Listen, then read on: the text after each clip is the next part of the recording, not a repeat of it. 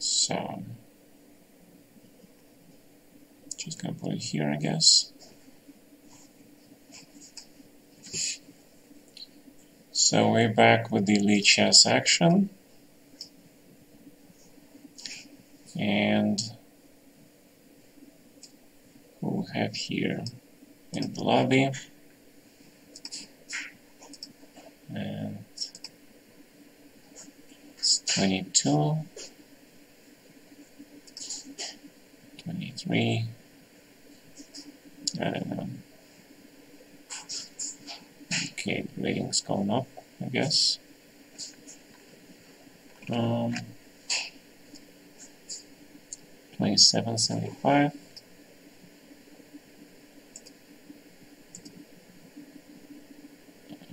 Oh my god. Oops, abort. Sorry. Didn't expect that.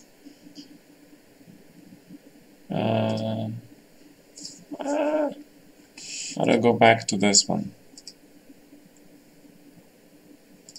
List. Yes. Okay.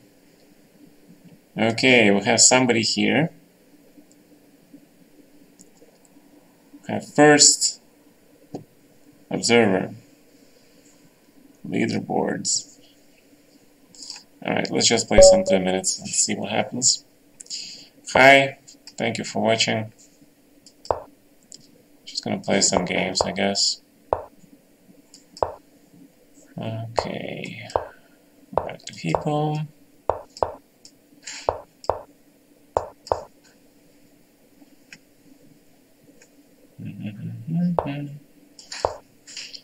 A4, A6.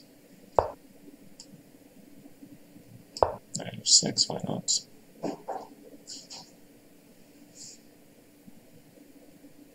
So bishop d3, then I can play knight g4 basically. And hit this bishop, right?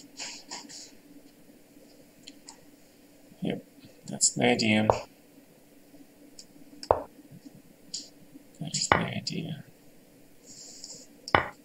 95. Then I can probably just take with a pawn. Then bishop takes. So knight takes, yeah. Knight takes, and then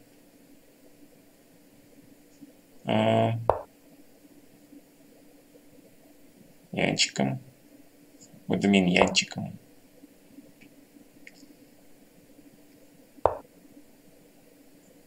What do you mean Янчиком?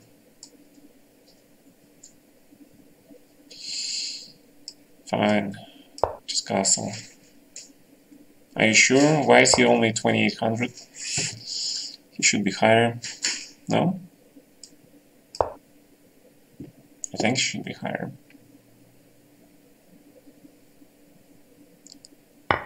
He's streaming. Alright, good.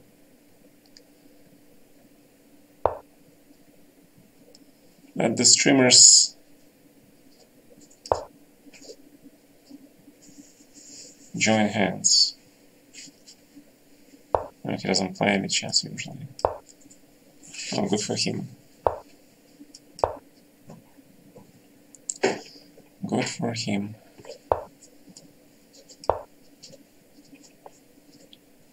I don't know where this whole tripling on the file goes to, but looks good. I'm not sure what white can do also. I mean,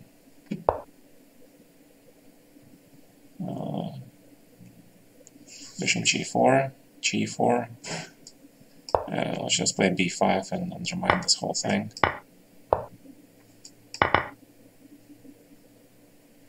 c6, bishop a6. Anything works, I guess.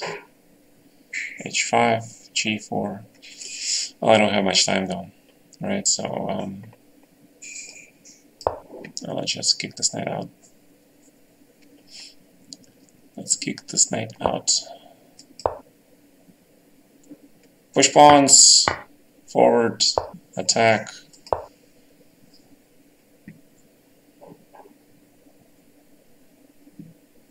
We go for an attack. That's what we do.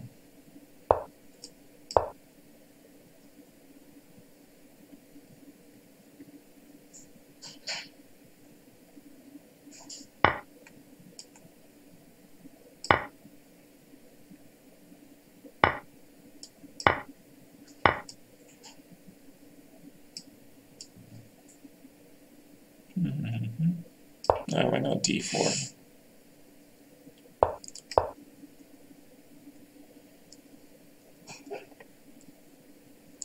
Why the hell not?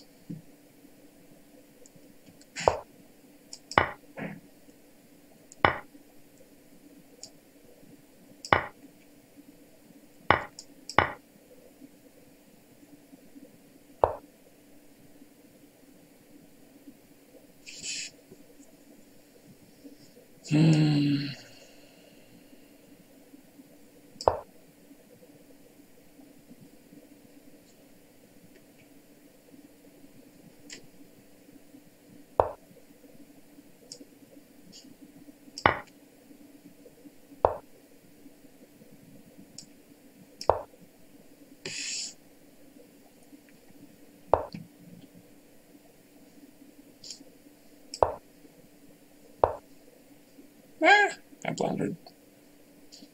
I blundered.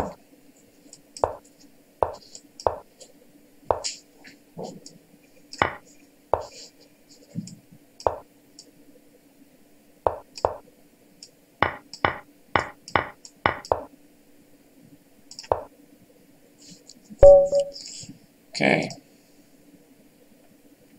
I was completely winning, but okay. That's the anti-hippo. All right. Good job. I didn't expect him to take on f3 though.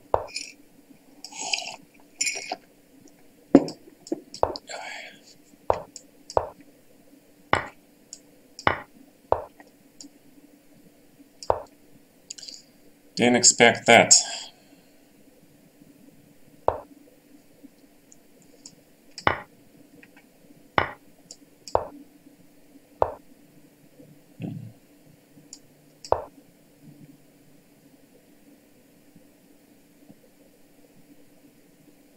Nepo. So I'm playing Nepo. That's cool.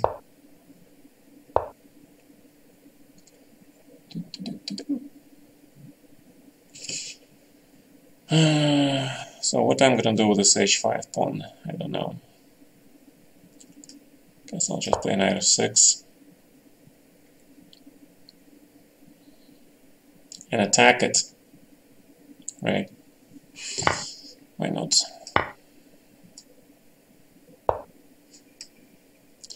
Why not?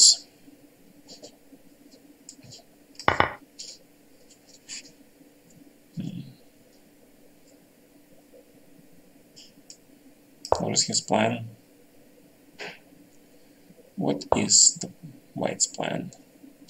Rook h7 maybe? Fine. You can play rook h7 if you want.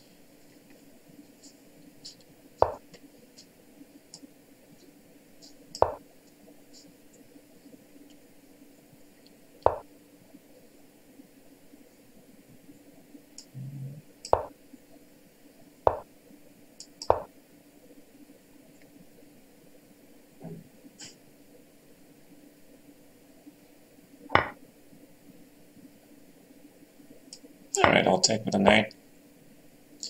I'll take with a knight. But just maybe e6. I'll have to play knight e4 maybe, I don't know. What is his plan? Okay. Knight c5. It will be unpleasant, yeah, slightly, yeah. So let's play here.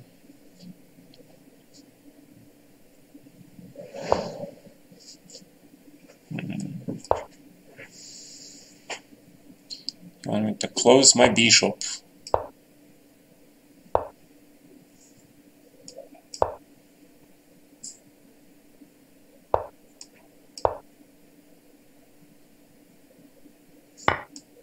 Yeah, I played Nipponish actually quite a lot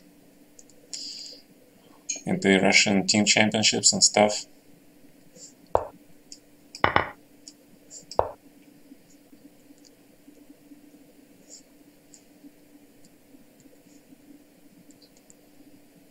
Yeah, so that knight e6 was important in a way.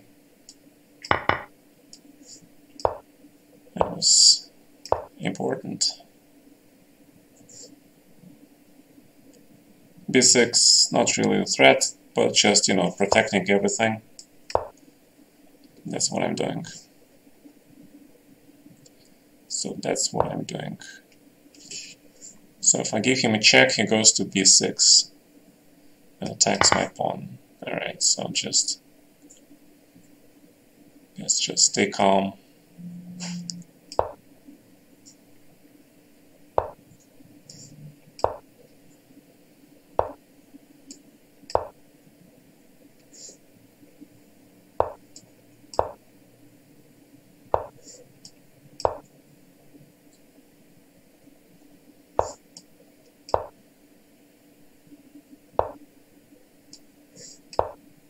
Well, I don't see how he can make progress, really.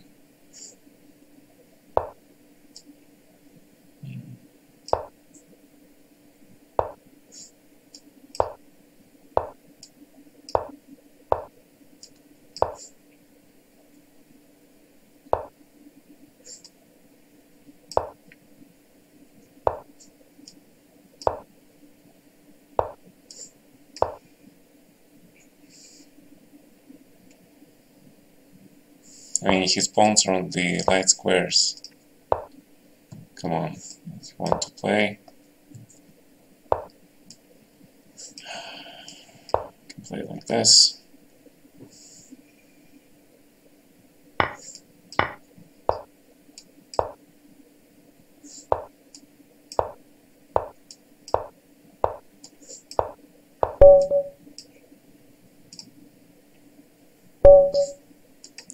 Okay, I can start with this move. Let's see him break the hippo. Let's see how the Super Grandmaster breaks the hippo. It should be interesting.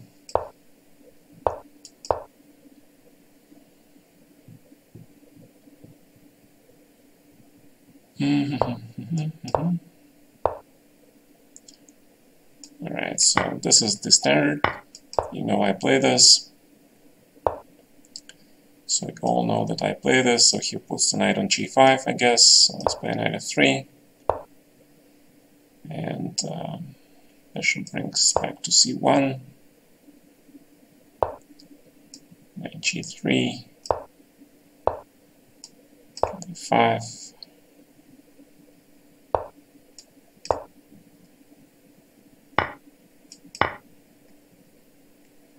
Bring the horses into the game. So I want to play, if he plays knight f4, I want to play h5. And that means he won't be able to dislodge my knight with g6 anymore. And that means I can play a stupid move like queen a3 maybe. So king to d2, queen b4 check. Is that the idea? I don't know. What's the idea? What is the idea? a5, a4 maybe. Fine, just go back. I don't know what you want, man.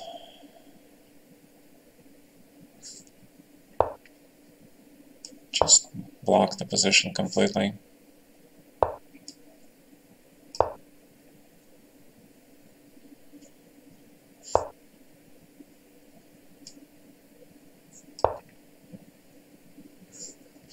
Let's get rid of this knight.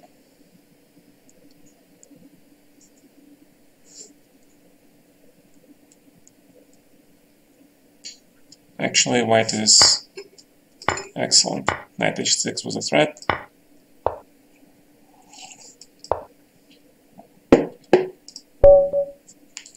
Fine. Alright.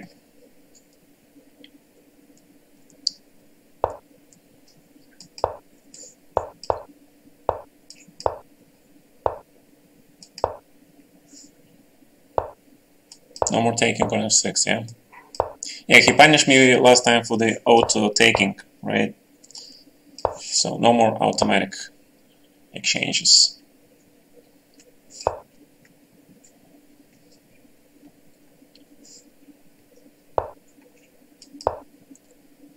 Just play normal chess. Normal chess. Abnormal chess, just kidding. Well, 97, I don't mind. Bishop b2 is probably too much.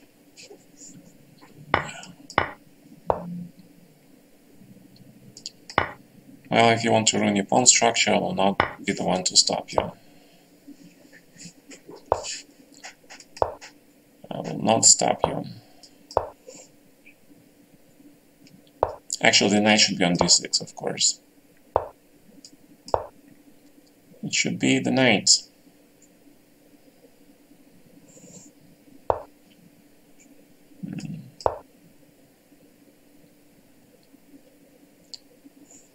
It should be the knight. The Karpov usually pulls the knight on f5 in such positions, so I trust his judgment.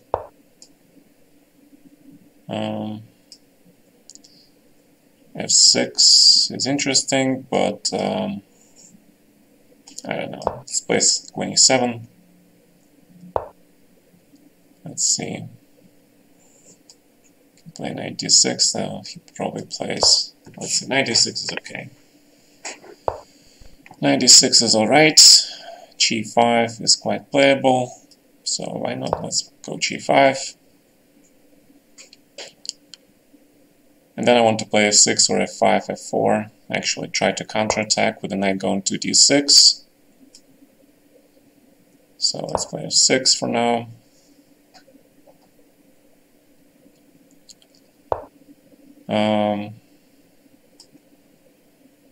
F5 should be playable.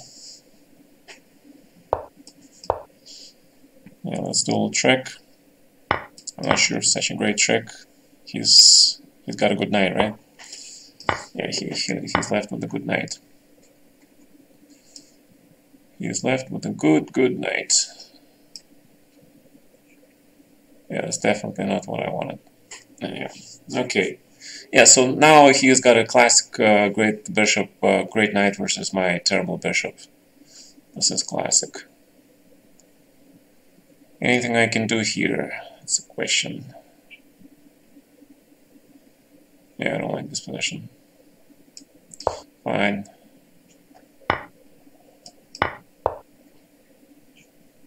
And I cannot play rook h8 even, yeah. Yeah. Because of knight g6 tricks. Okay.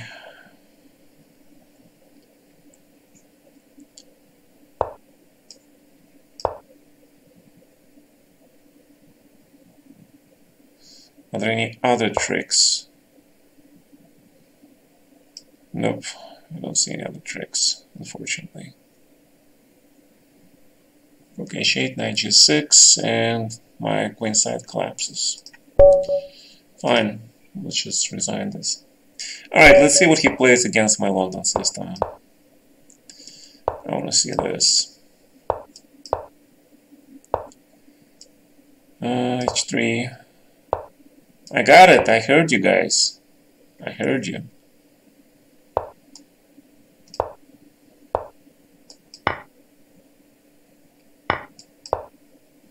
I heard you. Two. Queen here.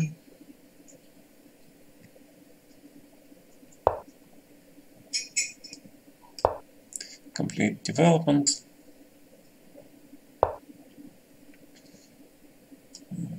One.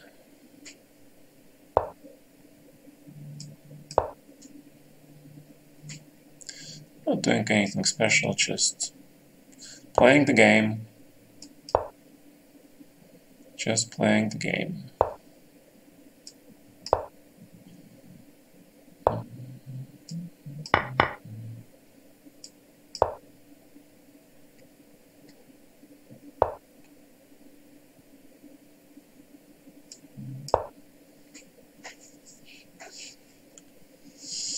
Yeah, knight c4 was based on the hallucination that I could attack the pawn on e5. I didn't realize that pawn is taboo. I mean, I didn't attack it. It was just a case of a blinder spot. Yeah. Well, I can play probably c4. Knight d3 is also looking okay actually here, because his pawn on e5 is hanging, then the pawn on c6. So just probably mass exchanges. His knight on e6 is well placed. So I just want to exchange all the heavy pieces, basically, and transpose the game to the endgame. That's what I want to do. King f1 was more accurate, of course. It was a lot more accurate. Because now I have to play this ridiculous move. And then, yeah, he has that. He can do that. So roughly it's about equal. Roughly. If I can bring my king to... If I can bring my king somewhere closer, then it should be a draw. Rook d2 check the threat. So king e3, h4, prepare g3, and then knight d3, and I'm actually looking good now. My king is in the center. Yes! With the king in the center, I'm quite comfy. I am quite comfortable now.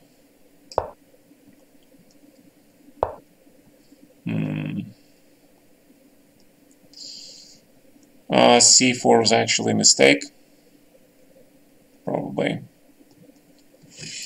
Yeah, because he can play knight d4 at some point. Okay, I want to try something here. Just want to activate my rook. I blundered knight c2 check. That's so bad. That's a huge blunder. Well, knight c5 though is quite interesting. Knight c5 is quite interesting. It's not too interesting though, yeah? c1. Kick the knight out. Bring the king back.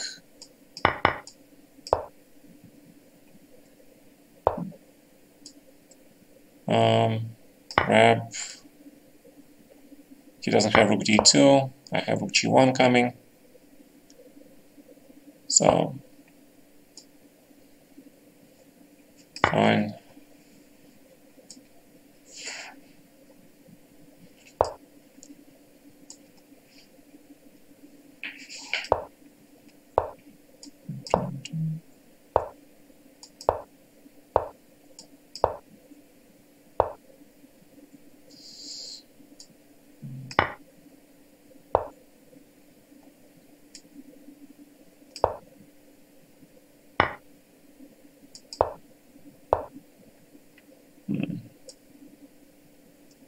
So I'm blundering left and right, yeah?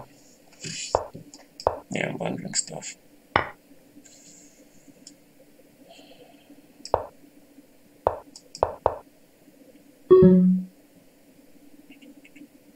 Yeah, that was a blunder. A lot of blunders. A lot of blunders.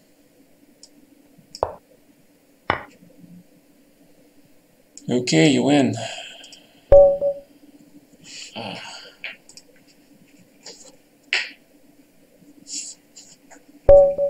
Alright. Let's go back to Hebrew for a second. H6, G5, 7. I think this is pretty standard. I think I played this against him in the Russian Blitz Championship a while back. Was actually the game. Was actually the game.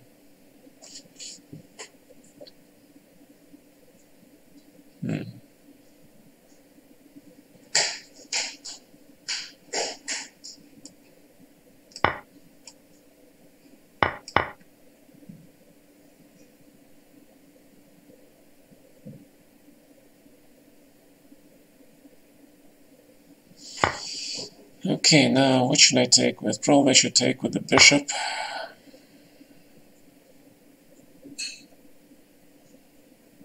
Love the pawns, right? Yeah, I couldn't win the position. It was dead draw, but it just started to play for win. I mean, what else do I get the chance to play Jan now? Now he's at number, what, 4 in the world? Not many chances to do that. Knight f6, bishop h6 is not something that I'm looking forward to.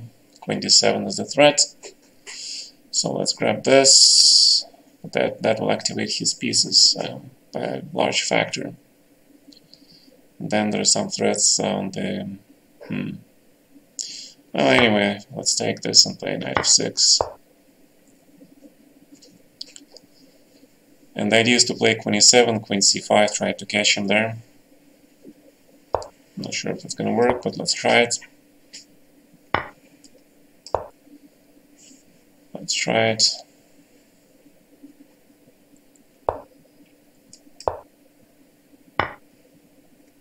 I blundered, yeah. I blundered the pawn. My God. Blundering everywhere. A blunder.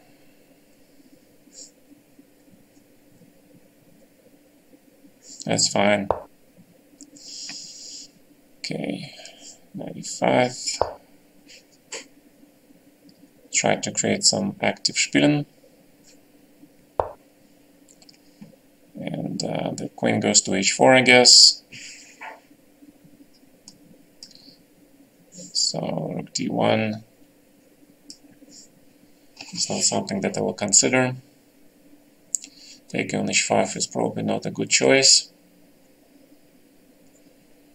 Rook d8, knight d3, there is queen f6 coming. So I'll probably need to get this rook. I mean bishop. So probably I have to do that. And queen goes to f4 maybe, yeah. So play this. Yeah, I didn't like how I played this position. I get good position, but then I misplayed it. Story of my day. This rook or that rook is the question. Probably this rook. I really don't want to take that pawn, but now that I can play knight d5, I will play it. Because queen d4 is met by e5 check. So he plays this move, I can play knight f4. So let's play knight f4.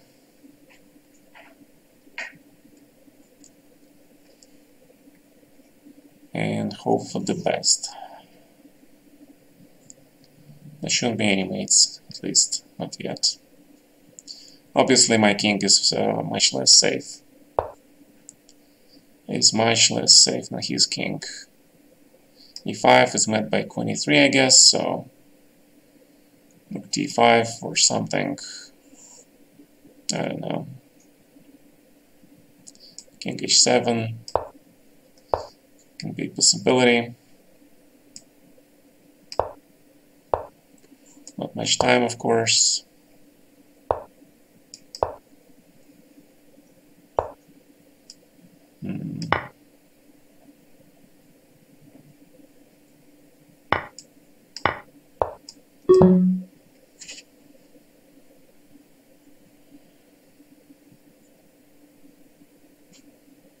Obviously white is much better.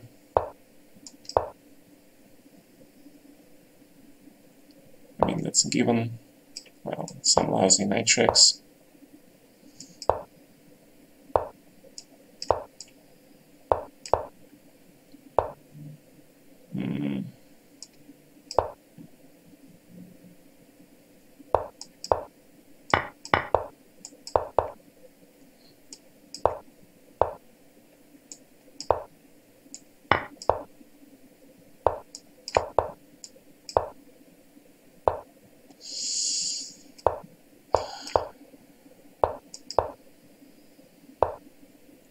Damn it, man.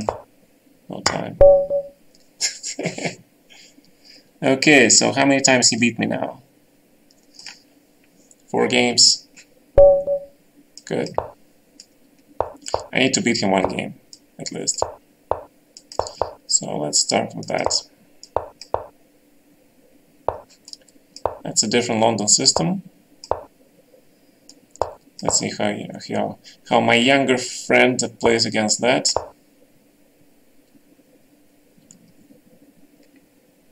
Knight b5 with a threat. a5 was quite automatic moves. That probably shouldn't be that good.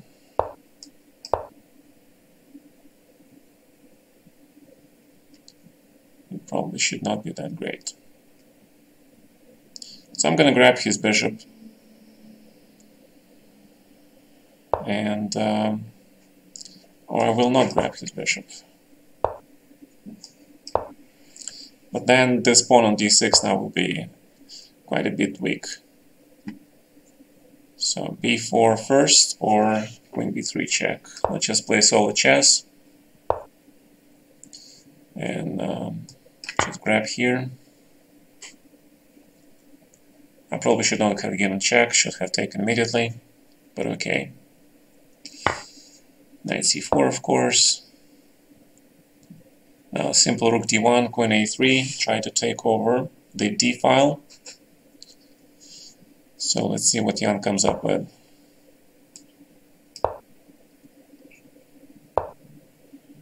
So he does this. That gives me a lot of weaknesses to work against.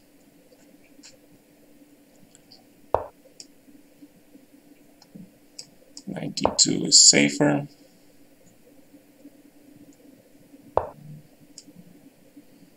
Bishop f3. It's always a good idea to put that bishop to play. Queen b3, hit the then queen f7, right? So right, knight d6 and then c4. So he's very tricky.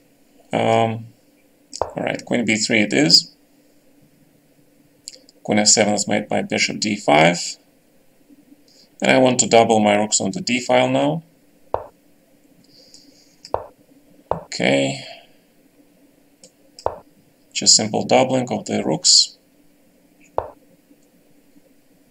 You don't really want to take it, but maybe you do. So let's take this. Let's bring the rook to the e file now.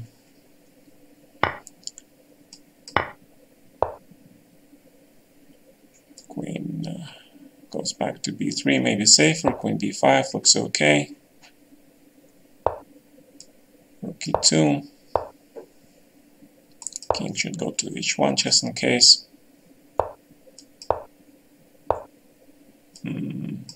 Grab.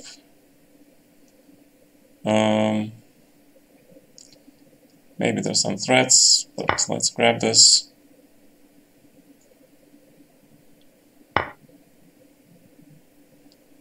So I'm missing queen h4 something, right? I guess. What is an interesting trick? If I play bishop f3, then what?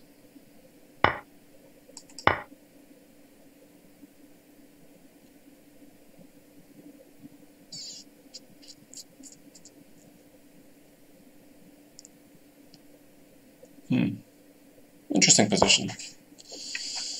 So he's using the fact that I cannot take it. Let's bring the queen back into the game.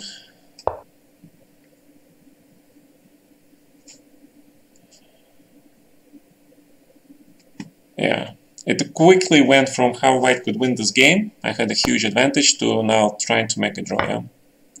That's what happens. That's life.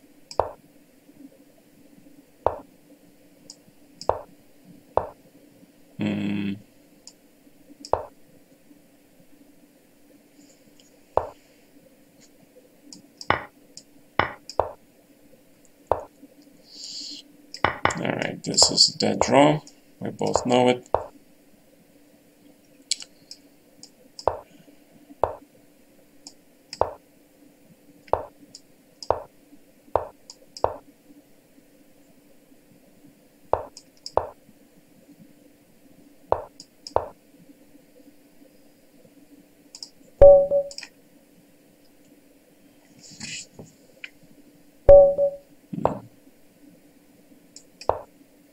Yeah, I can do that too.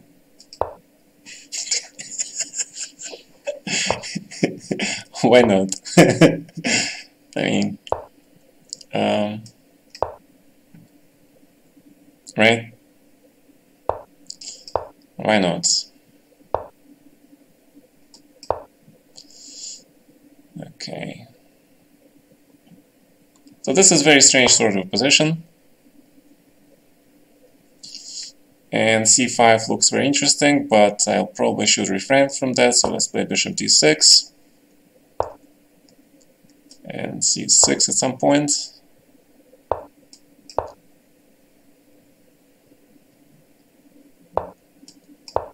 Let's bring the knights into the game. Can probably play b5. Let's try it. Let's try it. This is a fun structure to play with. So let's see. Still theory. I don't think it's theory, but let's play it out, right? F-pawn, probably too much, yeah?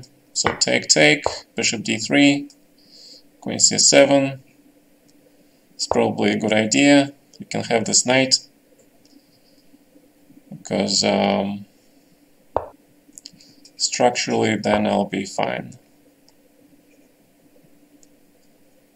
Bishop f5, g6, followed by knight b6. I can probably leave my king in the zone. Bishop b5 is a sneaky trick. So queen takes, g6. Now just castle alongside, of course. And black is actually slightly better, I believe, at this point. I could be completely wrong. So he wants to play 5 maybe. Fine, let's castle anyway. And what are we gonna do now? This is a good question. So rook g6 looks reasonable. Maybe the other rook should go there. Knight goes to b6, obviously, followed by a4.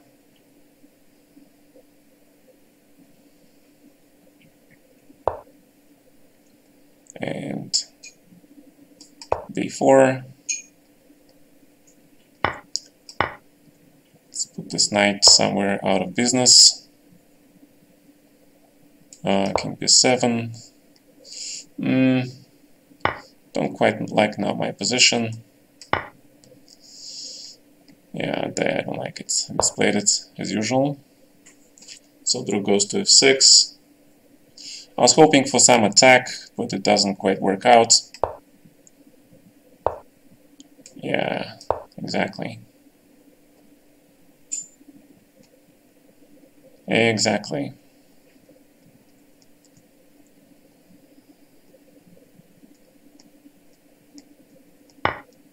So take,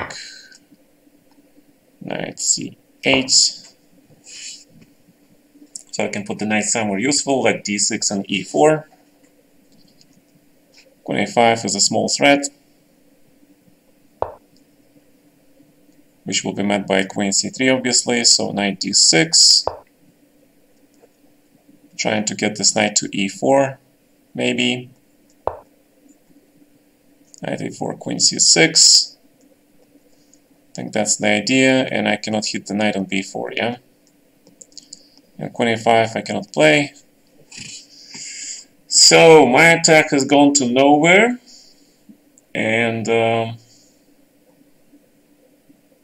I'm probably lost, yeah?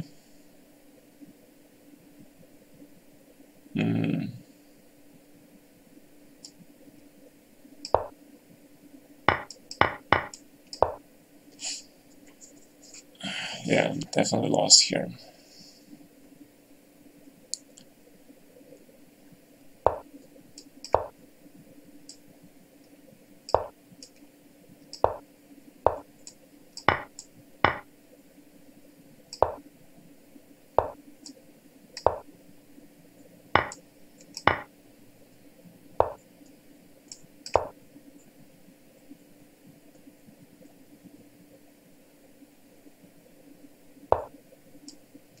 Well, the definitely part is not definite. Suddenly.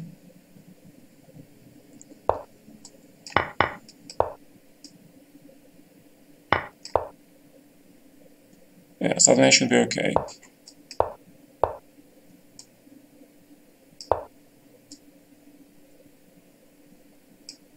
And Rook G1 is a huge threat.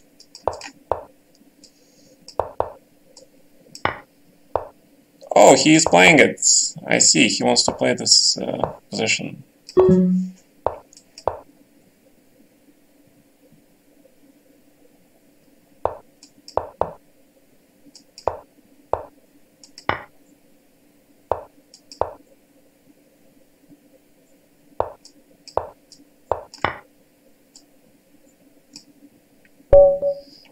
Good. See, that was tricky. Alright. I finally beat this guy. Yeah, the Sorshansman was funny. Okay, so he is upset. Alright, sorry about that. Good game. Okay, good. Alright, so yeah, okay, he was completely winning, just like me in a couple of games. I was completely winning. And we're back to the playing you guys. Okay, so that's how you beat number 4 in the world. Just kidding. Спасибо. All right, yeah, it was a good fight. I'm kind of rusty. I haven't played all these elite players in quite a while. Yeah, but I was getting good positions, even the hippo, right? Okay.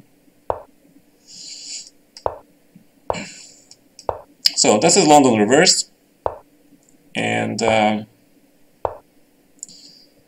let's play what people are playing. Rook E1, E4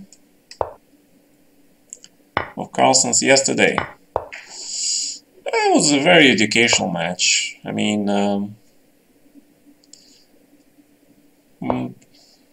of course Carlsen is just much stronger. So what can I say about that match? Yeah, it would be more interesting actually to watch them play Rapids. Right. So this is actually interesting because I don't have knight c4. Yeah, I don't have knight e5. So where should I put this guy knight on f3? So let's play knight h4, try to clear up this, protect this pawn on a4, so I can play knight c4 finally. And of course knight on h4 is knight on the rim. You guys know how I hate those knights. I seem better at streaming. Not better at streaming, come on. He's just doing this lazy back, sort of lay back, not lazy back, but lay back, that's what I mean, approach. That's what he is doing. After all, everybody has his own style of streaming, right? There's nothing to prove. I mean, but okay. So, knight finally goes to d4, as expected. And, the question what I'm gonna do, because so let's play rook c1 first, protect this pawn, and put the queen to f1 so it doesn't get hit by knight g4. And then, of course, thank you for giving me the tempo to play this move. h3. Prepare the g4 advance at some point. Make sure our knight on c4 stays. And attack! We want to go for the attack. It means queen f2, preparing g4, because knight on h4 needs the support.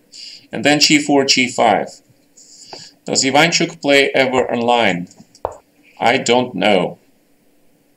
I mean, yeah, I was counting on this because bishop e5 is an important intermediate move, which raid, we have a bunch of raiders. Thank you for raiding. And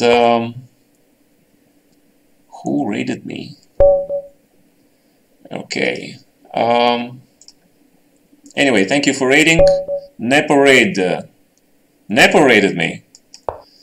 Wow. Okay, great. Thank you. Now I have to learn how to rate him back at some point.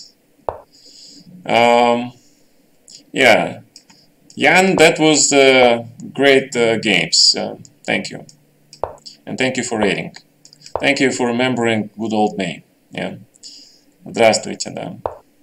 I'm not sure if Jan is doing the stream in Russian or in English. If somebody can check and let me know. Because that means a lot of people from his raid are probably not English speaking. Здравствуйте, здравствуйте всем. Всем здравствуйте. Всех принимаем. И на английском, и на русском. Да. English and Russian. Very good.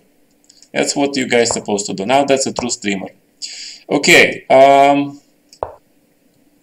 По-русски стримил. Да, okay. Stream is over. His stream is over, but he raided me. I see. So, any idea who he played on chess.com, or there was nobody to play that he finally came here to Lee Chess? Но если помните маленького Гату, то у вас железная память. Спасибо. Так. Итак, играем по центру. Е4, Е5. Федосеев. С Федосеевым играл, да? Chess.com. They say that the Chess.com went kaput. Спасибо. So that's why he raided me. Okay, so bring back the knight. And we're gonna try to go for f5 or maybe e5 and then... Okay, so let's play standard chess. Let's play e5, knight e4. Привет, Гата, всем здравствуйте. Всем здравствуйте, спасибо за рейд. And there is this famous trick here to play g5 and knight f6. So let's see how that works. Yeah, thank you for following. Thank you for coming. Thank you, everybody. You all are fantastic people. And if you give me the pawn, I'll grab the pawn. You know me, right? So bishop probably to f2 or bishop to a1. So let's play bishop f2. Let's keep our pieces safe. Kamsky, Darov, Atvyatskih. I have not figured out what that means, but I guess that's something good.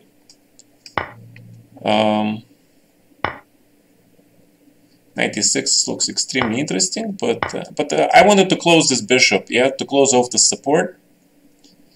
And let's see what black does. Okay, now I close off the bishop, right? So the bishop on a7 is now closed. I am not worried about the pawn on b3 anymore. Famous fucking legend. Okay, that's Nepo for you. Thank you, Nepo. Совершенствование позиционной игры. Для совершенства позиционной игры you have to, наверное, Karpov. I would actually consider seriously Petrosian, of course. Так что Петросяна можно тоже туда пометить. Так, на нас напали, похоже, здесь, да? Так, на нас напали. И будет больно. Так. Хорошо, давайте нападем назад. Давайте d2. Spassky. Spassky was actually a very dynamic player. He's one of my all-time favorites. So I really admire Spassky. There was one guy that had a great intuitive play way before all the youngsters. Okay, so value bet. Black, you're playing good game.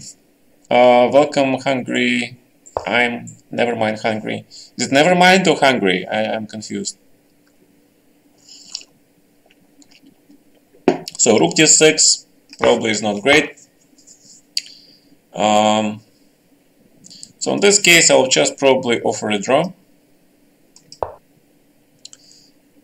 Because this guy has been defending absolutely fantastic. I have zero chance of breaking through.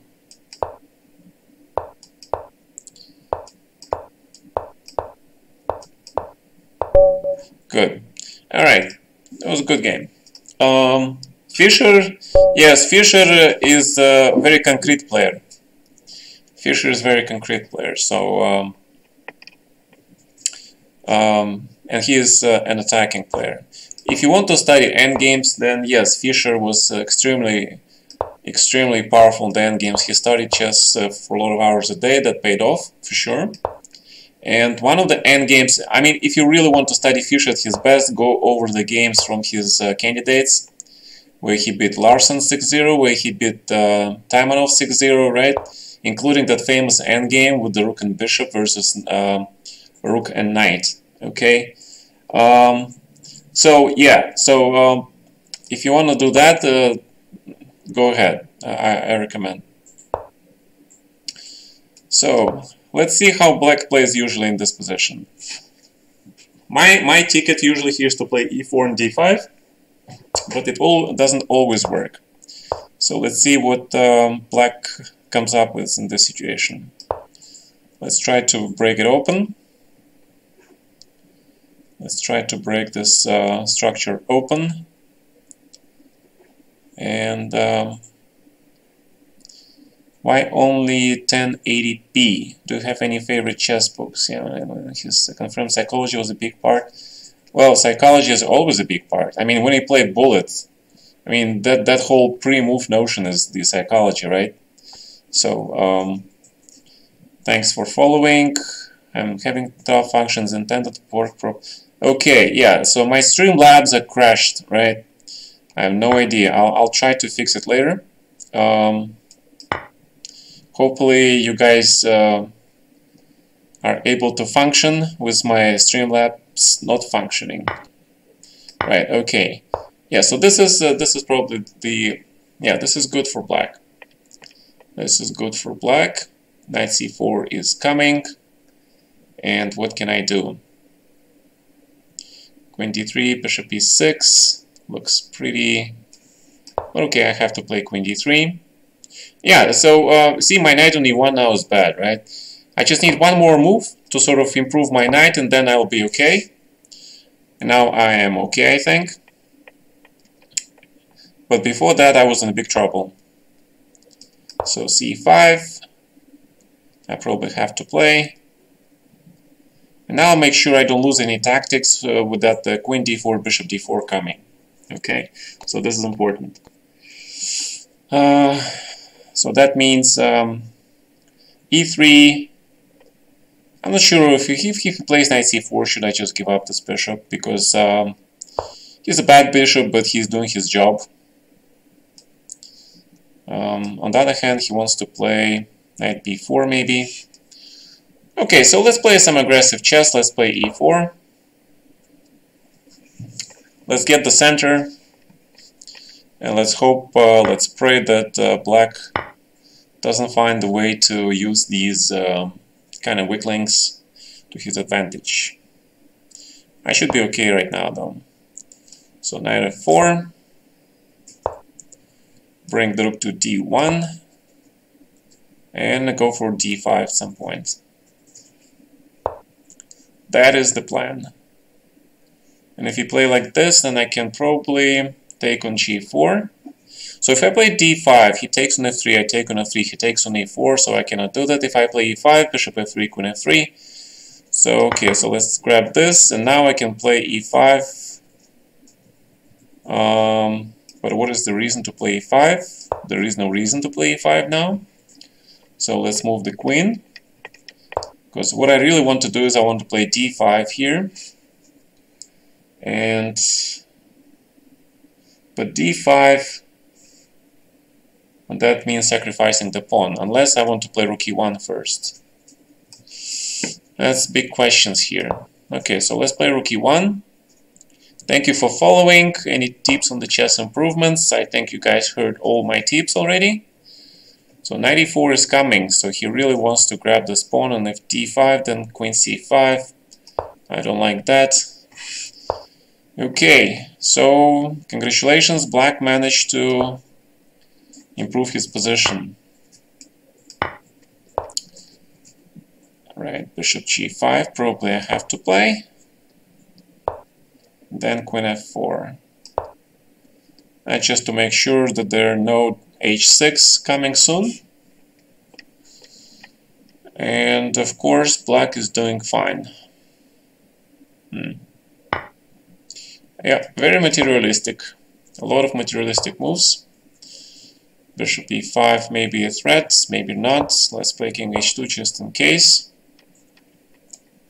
Rook f1. h5. And he's correctly just playing h5.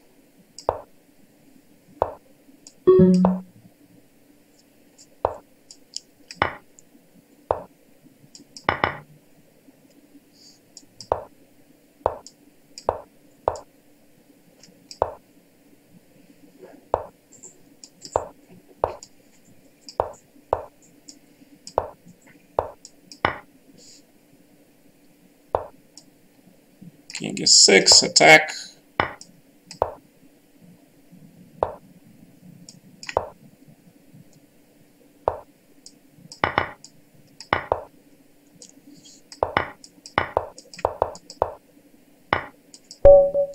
Alright, you flagged me. Good job, I guess.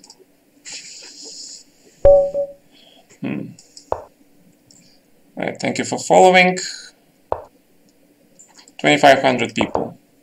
Alright, so let me play just a little bit more focused on this one. On Rajapur situation, I think I was pretty clear about what I think about it. The whole tournament is postponed. It's not clear when the tournament will be resumed. I know that people played, I know they tried to do well, but when they say that, you know, it should just simply resume, that's self-interest. In the name of the overall justice, I believe that Radjabov should be back in the tournament, especially given the fact that he was correct about FIDE. Should be postponing the tournament before, not after. Okay, so that's my position. And now you heard it.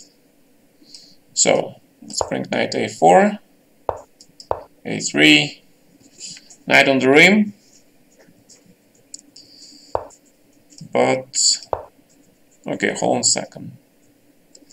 Hold your horses. People are killing me here. I need to get back into this position. And my pawn is attacked. What can I do? There is not much I can do, unfortunately. Can try to play knight c4 here. I can try to play this move and go for this little trick with knight e5, I guess. That's just a small trick though.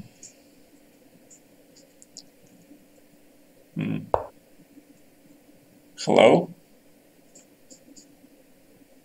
Fine.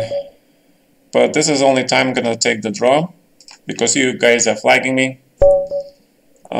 So I should have been able to take the rook. What's your favorite time control to play?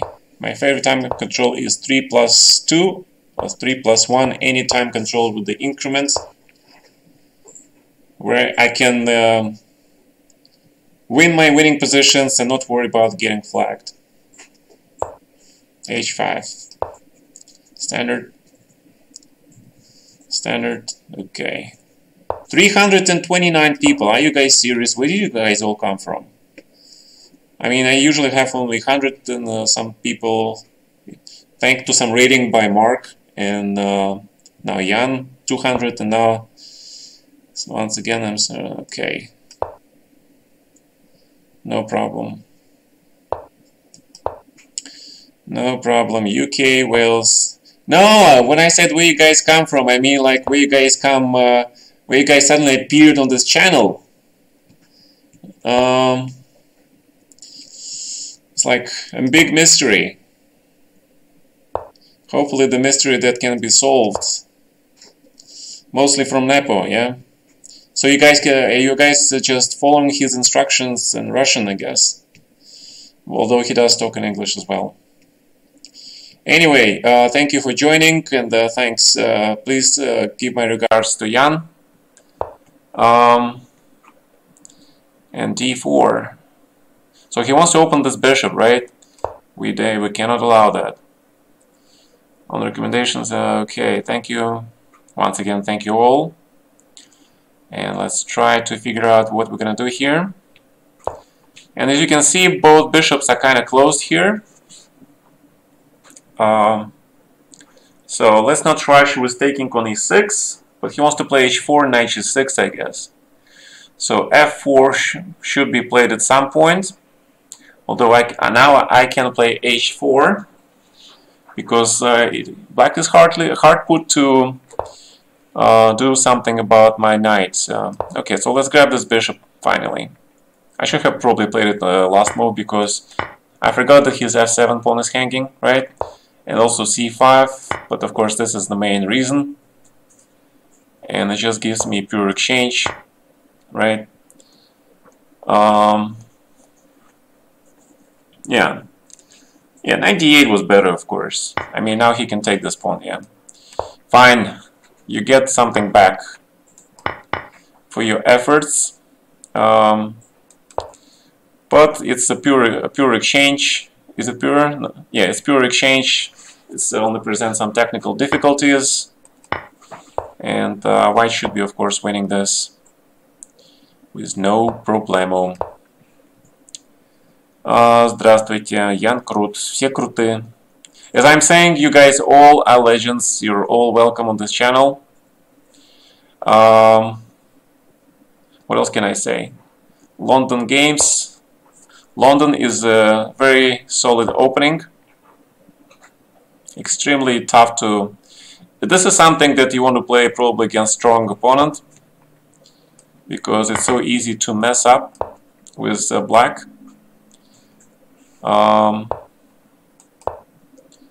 So let's see. And the bishop takes on d7 to force black to... and bishop d6. This is squeezing black's position. f4 is coming. And black against the long system. You know, guys, to be honest, absolutely honest, I can recommend you to study the book by Sedlak. There have been so many books on London system lately that after looking through some of them, I realized there is no point really for me to write a book, because most of my games are covered in those books and plans. And one of the best books on London is actually by Sedlak. The guy did a really good job there. So if you want to study London, that's the one book I can tell you. Okay? Yeah. Tell him he wrote a really good book. But of course, no book will help you if you don't study by yourself. Remember that. I mean, a lot of books also get outdated because new plans, new stuff is being played all the time. So you need to keep, you know, to keep your eyes on the target, sort of. Make sure you stay current. Окей.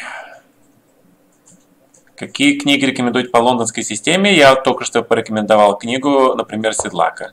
Эта книга мне очень понравилась, он так прикольно все написал. Вот. Качественная книжка, так что рекомендую. Окей. London not good against Fianchetto King's Indian.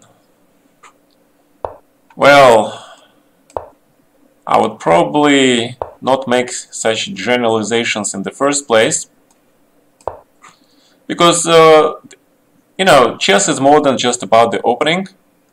It's also about your middle game and everything else. It's, again, London system is not for everyone. This is mostly for the players who want to avoid theory, who want to you know, just play normal chess, get the position where you don't have to memorize forcing lines until move 20 or 30. And so those are the kind of people I have in mind when I recommend the London system. If you're the guy who likes, who's very ambitious, who likes to win the games like straight from the get-go, then yes, London system, and then it's not for you. It is not. Exactly. But again, all theory can be now, any lines, any openings can be played these days, thanks a lot to computers. So, in fact, what I would recommend you to do when I said that you need to do your own homework, you need to do some work on the openings, is basically get some opening that you really like and just analyze it.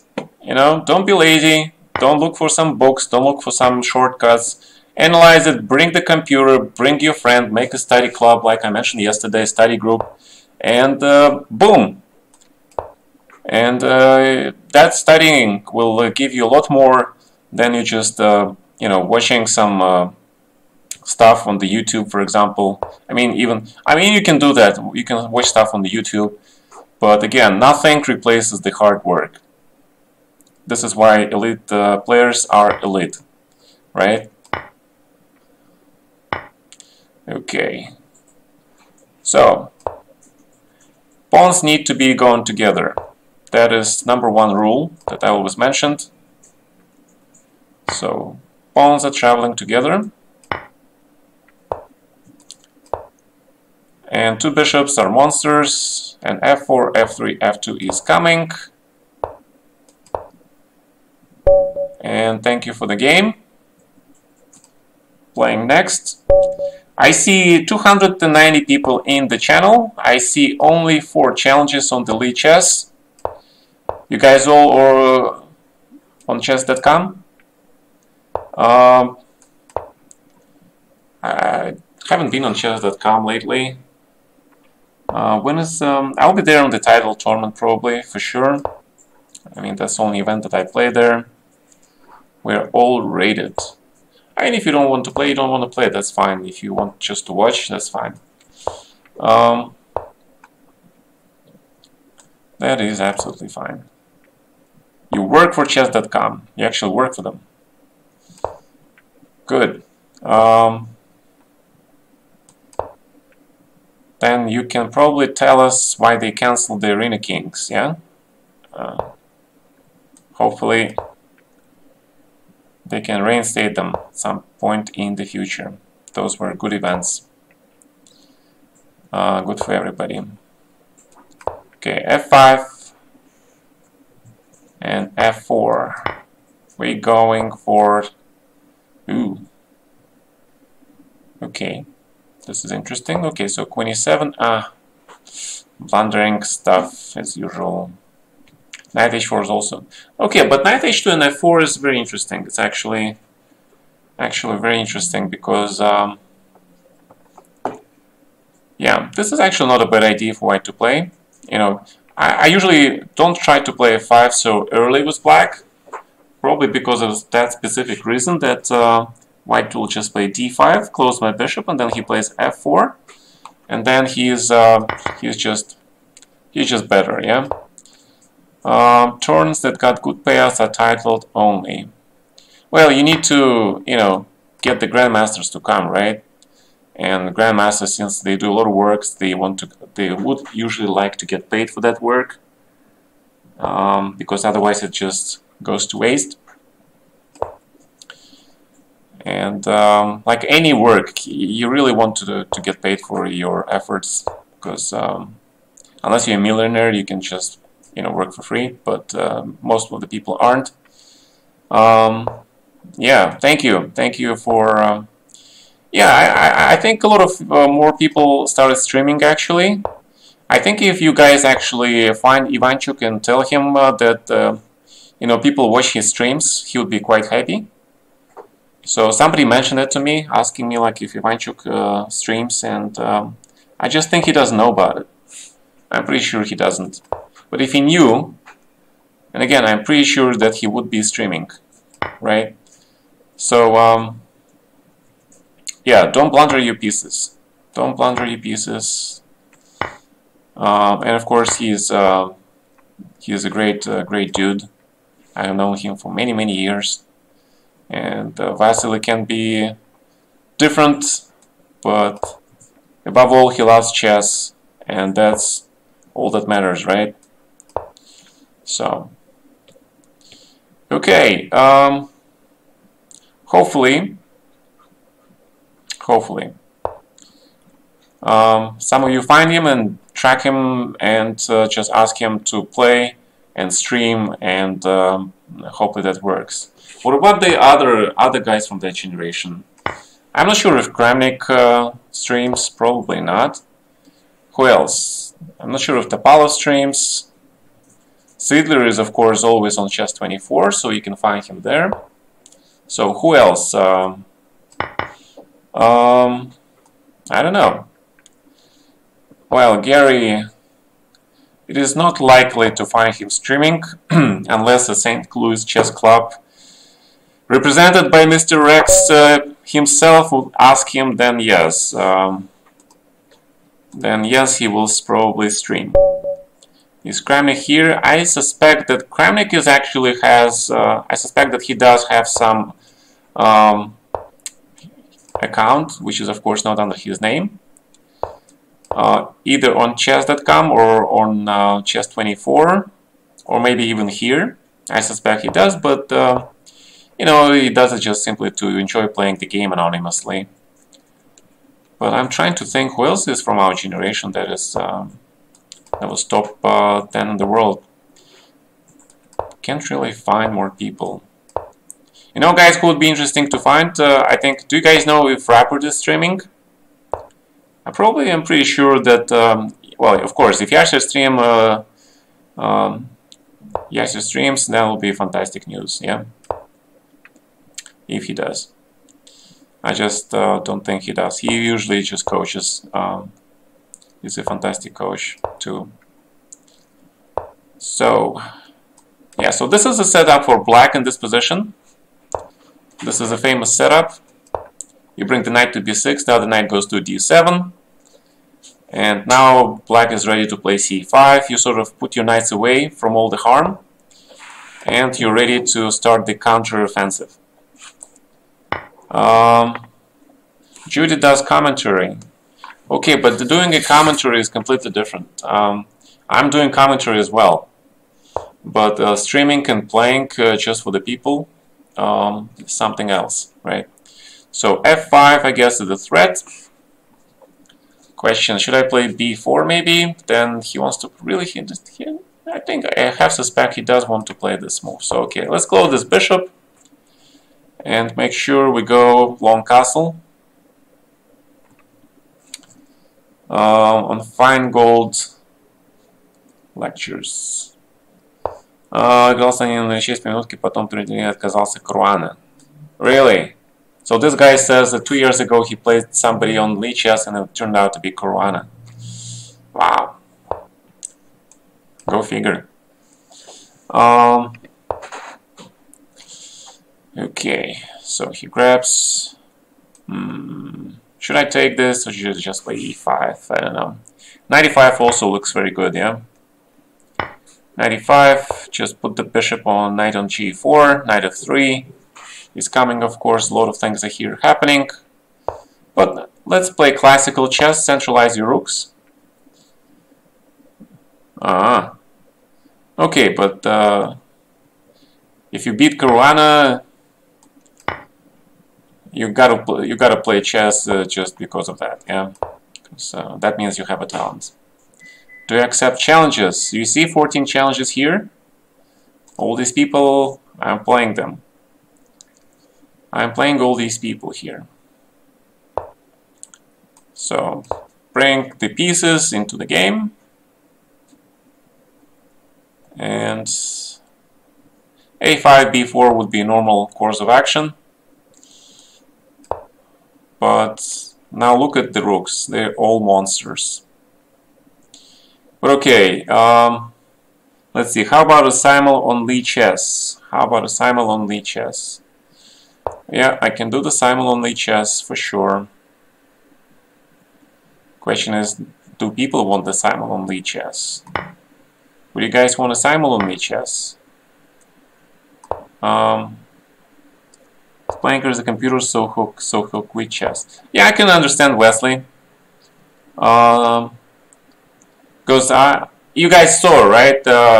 yesterday and before yesterday I was playing bunch of people, and then I was playing these guys like 1900 who were playing just perfect moves, and then positionally outplaying me and everything. And thanks with your help, we managed to ban some of those bloody cheaters, right? So that was success. So this is part of what we do here on Lichess. We springing a trap for an unsuspecting cheater, so we all of us can bang him, right? So that's what we do here. That's why I'm here. I'm just kidding, of course. I'm just having fun, but why not catch a couple of cheaters along the way? Alright. I was banned from chess.com because I complained about the cheats so much. 3-1. Is it? It's actually 3-1 or 3-0? I'm not sure. Alright. Good chess player who play only online, like in poker, or they online? Well, 90%, 95, I would say 95% of people who play online chess, they're good. You have very small percentage of people who are actually turn out to be cheaters. And I think the reasons for that, for cheating, are mainly psychological. I would even believe that another reason for cheating would come from testing engine, like computer engine developers or something, and they want to try to anonymously upgrade the engine or test it against the strong players. Who's the greatest chess legend I have met? I've met so many.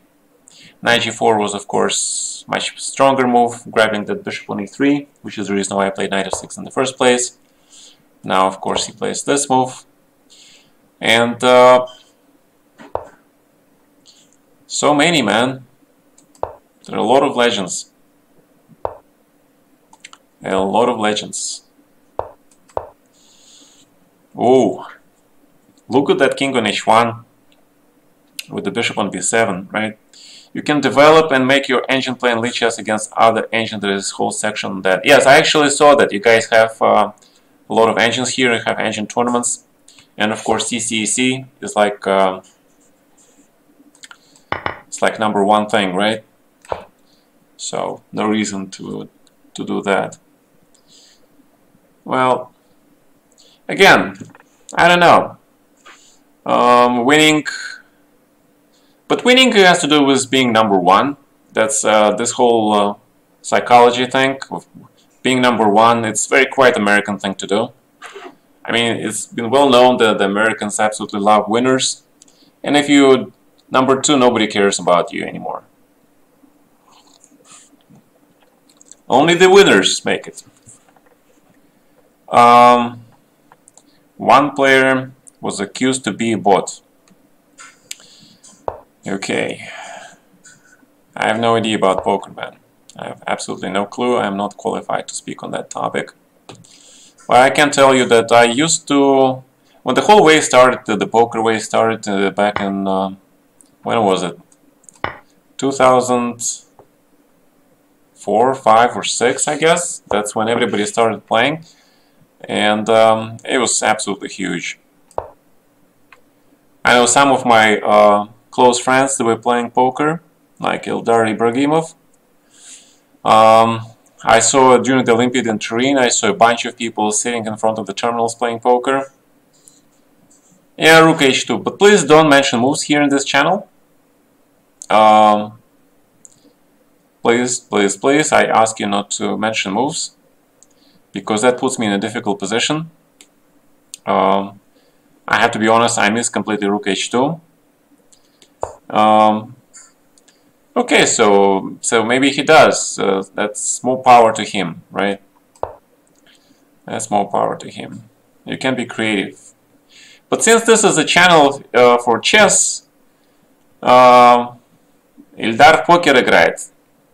Ильдар играет на ставке. Он очень любит всякие вот эти вот bets на вот эти спортивные соревнования.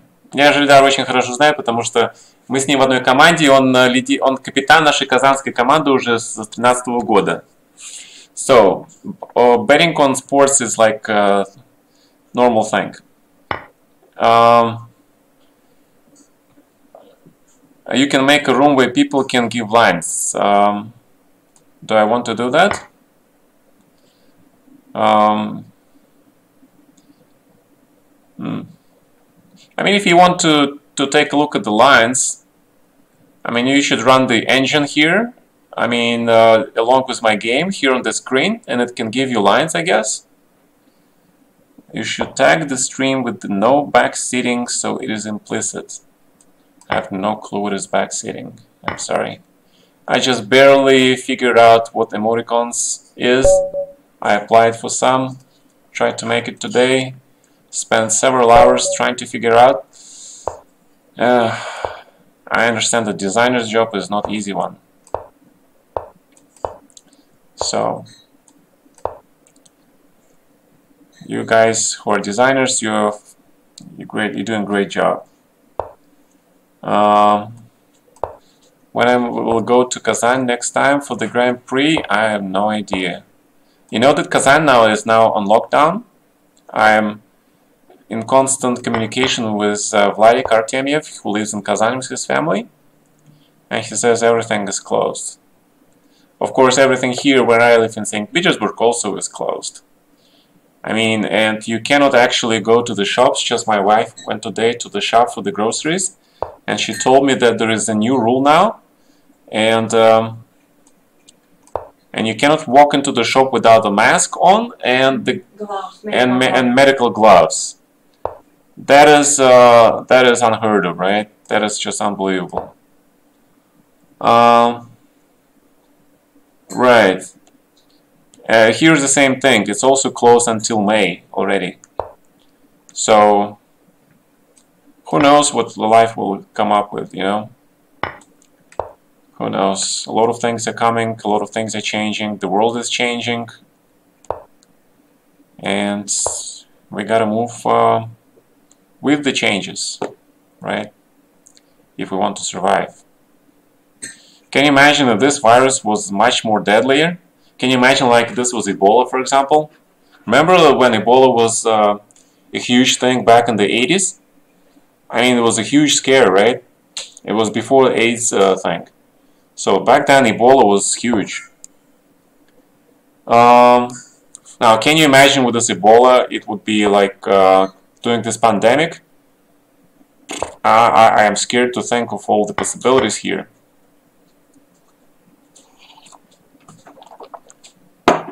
Alright, so let's exchange the rooks. I just transpose the game into the with rook going to the H file. Ну, Африка, она есть Африка, да? It's a complicated thing. Alright, so let's play d6 or t5. Let's play t5 here. Showing one of your best games while commentating on it. I guess it could be done. I don't like taking with the bishop. I like the bishop on c5. But if I take with the queen, he's gonna take here, play knight e4. But there's a small trick. So I'm gonna set my opponent a little trap. Just don't tell him, please. Don't tell him about this trap. Okay. Yeah, exactly. Hey, you just dissolved my trap, man. Oof. Right. Queen d5. Is it a move? It's a move, I guess. But knight g5, yeah. Probably listening to this stream too. Yeah. He probably is. Yeah, but at this point, you know, it doesn't matter. What matters is that, you know, we have fun. We have fun time. And we enjoy spending time together. And, ooh.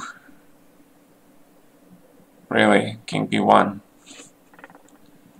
King b1. What a brave, brave man. That's a brave man. On the other hand, I don't see a refutation right now, so maybe bravery is it's nothing to do with this one. Right, queen d7. Threatening bishop f3 and queen d1. And the pawn is sort of protected. Card is 20 to 30 seconds ahead of stream. Oh yeah, thank you for reminding me. Right, I forgot about that. Yeah, it's delayed, but I don't think it's 20-30 seconds. I think it's more like 5 seconds, maybe even 4 seconds. It's still delayed though. Yeah, you're right.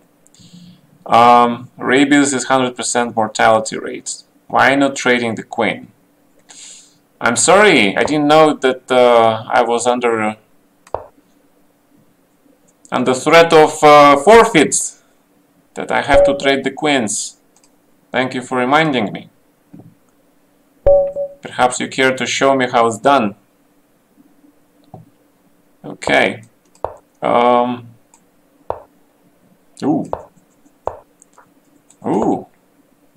London versus Hippo. No problem. Nah, I'm just messing with you, man. Come on.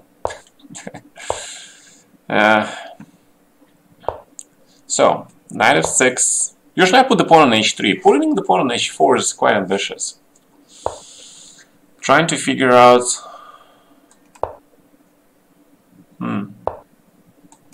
So e6 and queen e7. So I've been streaming for an hour and something now, yeah. Let's see, we have 12 more games. Yeah, e5 is being met by d5, so unfortunately I have to castle short side. On the positive thing, I don't think white can break through on the king side. I'm pretty sure white is thinking about playing e5 here. I would probably be thinking the same thing. It's more like, you know, are you thinking what I'm thinking? Yeah, hello everybody. Hi guys. Thank you for joining the stream. Trying to be educational, I guess. Hopefully with all your help, this will be educational.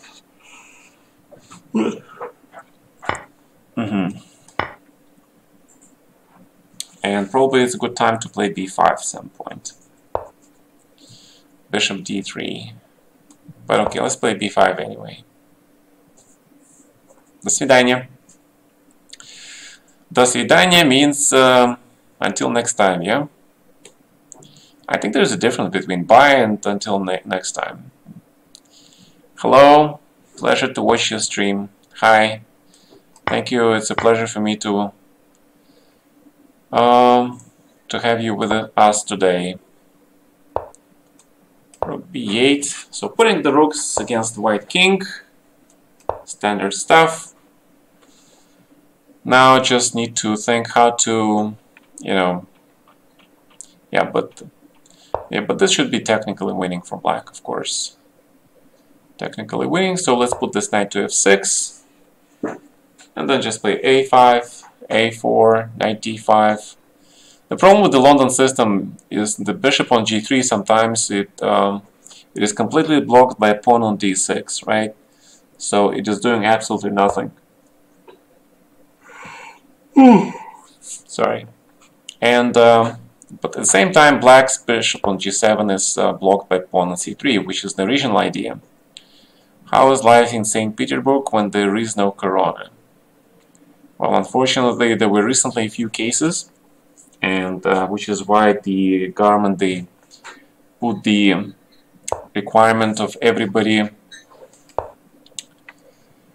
everybody is on lockdown. So it's everybody on the lockdown. Thank you guys, thank you. for your kind words. So f3 is coming. I need to, but if I play queen b7, then knight c4. Yeah. On the other hand, I need to do something about the defenses, white defenses here. So what can I do about white's defenses there? d5 doesn't look right. Queen b7 is knight c4. Bishop d5. That's just knight d5. So now white finally found the way how to, you know, get all my things. Yeah, bishop on c6 was probably not such a great move, it turns out. And if queen b7, then knight c4. However, there is this little move here. So let's see if I can just grab this pawn. You guys know how I love grabbing pawns, right? So let's see if this works. Let's see how this works. Welcome, welcome. So my idea was to play against f3, queen b7. But then, of course, I realized that white can just play rook b1. On the other hand, I can probably take on b2, but then queen b7, knight goes to b5. Alright, so, but if I play bishop h3, then rook h1, he sort of grabbed this thing here. If I take on c3, play d5, then bishop e8. I missed that part. So I missed that part. So let's play it this way. I play here. I take this pawn. And then I attack the mate here. Now I protected my bishop on g2. I'm threatening the mate on b2. You send me a challenge. Alright, pawn grabber. I see you. You're number 13th in line. I'll get to you. Don't worry. Do not worry. And probably just queen f3, right? Probably just queen f3. I mean, we don't want to give up material. We want to take the material. And usually people are being very helpful. They help me get the material. Who wants a simul? Who wants a simul? Who's offering? Take rook b3. Very positional move. And white is in a complete lockdown. So, no simul, this is more educational. Right, we were talking about a lot of things aside from chess, yeah? I realized that we moved from that part. So let's see. Double fianchetto. I like my bishops on the long diagonals. This is the reason why I love Hippo. Good. I don't want to give you my bishop, so I play this move. I play h6, so I can play f5. If I play f5 too early, white plays knight g5, of course. So h5 is pretty standard, and also it allows me to play g5 with the idea of going for that f4 thing later. So that's the thing, right? And now we're gonna oh, you give me the exchange. And if you give me material, be prepared that I take it. I take that material. Because I love material. In that respect, both computers and me are in agreement. We both love material. Close the position. Queen c7. And one of the trick plays that computer sometimes plays here, black wants to play g4 and then transfer the knight on f3, right? So this is the reason why he wants to play f3 maybe, so that's probably a good idea. But in that case, we just give you a pawn back, but we open the files for our rooks. So that's a good trade, I believe. I think it's a good trade. So let's grab first where? Probably let's grab this rook first. Grab this guy first. Centralize the queen. And now the question is whether to play queen b2 or just knight f5. Or knight f5, or in this case queen f6. Queen f6 and put the knight on e5. I kind of like queen f6, knight g6, knight e5. I believe my knight on e5 will be standing well. It will attack the pawn on c4. It will be close to the enemy king. Ко всяким родам бетцам ставкам. Никак. Я никак к ним не отношусь, потому что...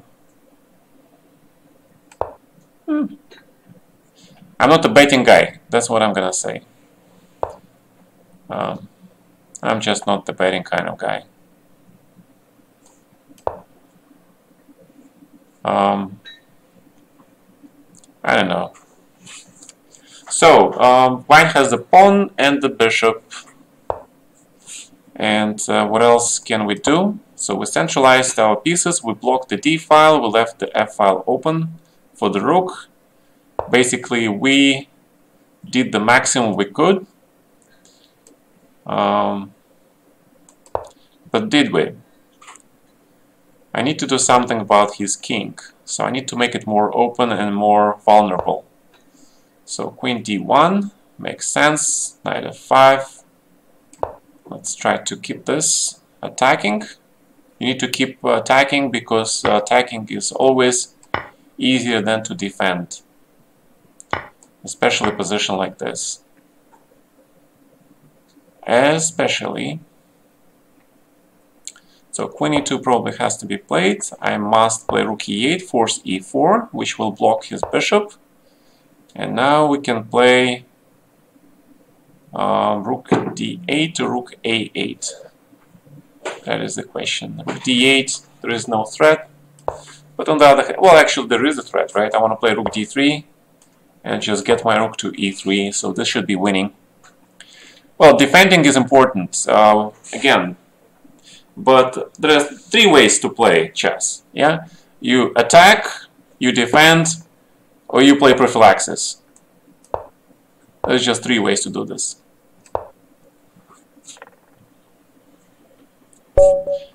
The top players, they do all three really well. Okay, so you guys like to play London against me, so let's play London. Bishop f4. When I was young, I played London with bishop g5.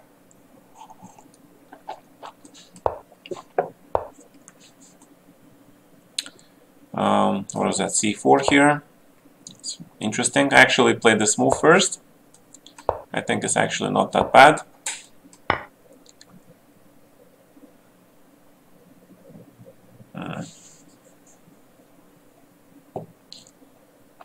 Okay. Right, you can do that. Just bishop d3. And this becomes sort of a like, what is it? Opening with the d5, c5, knight d5, knight c3. Is it Rogozin? No, it's not Rogozin. Rogozin is the bishop b4, d5, right? So, don't remember that line. Forgot a lot of opening names. Yeah, it's sort of like Tarish, exactly. Good. You know your openings names, that's good. So the idea is here just to develop normally and then try to go for the center, because since black didn't take with the pawn, probably if I played black, I would probably take with the pawn. That would be a different structure, right? But black will be more active and then he'll have a chance to play knight e4. Yeah, that's true. That is a very strong point that you make. It is actually heavily analyzed. I remember when I was playing London, I started it to go for the main line, right? in analysis, my analysis in London, they run like 30 moves, probably in all lines. If you look at at my games versus Garechkina, which was from Gibraltar 2016, I believe, then I also had that famous, very famous game where there was a mate. That was that game. Where I made it the guy on move 30 with the short castle. It's not the mate, but it's the mate is inevitable, right? So that was that game. And I also played some games. So that line I analyzed like until move 30-40. So that was very complicated. It's not easy. Knight c5. So black has clear weakness on the c file. And traditionally, you don't want to exchange pieces to make life easy for your opponent. So you try to make it as difficult as possible, right? So that is the point of my style. That's the way I play it. I try to make for my opponent as difficult as possible to find decent moves or squares for his pieces. So white has perfect center. The queen goes to e3. Potentially white can play f3, g4, king f2, rook h1, and focus attention on the king side. Coupled with the weak pawn on c7, I would say this position is really difficult for black. So rook c7, queen d6. Let's calculate two moves deep. Rook c6, queen d4. 97, 97, and then probably he has queen a7 there, right? So as I said, I don't like to give my opponent the opportunity to exchange pieces, especially when I'm attacking. So let's play knight c6, and now we can play g3, and then king g2, and this rook can go to h1. In this case, I can gain further space with f4, and I think black's position is starting to look really unpleasant. So rook h1 as promised. And now knight on g4 will look really good, right? So black has to play this, knight e5, bringing the knight closer to the king side. The idea is sometimes to play knight f3. Now this knight protects this d4 pawn. And knight g5 can be played now, hitting this pawn.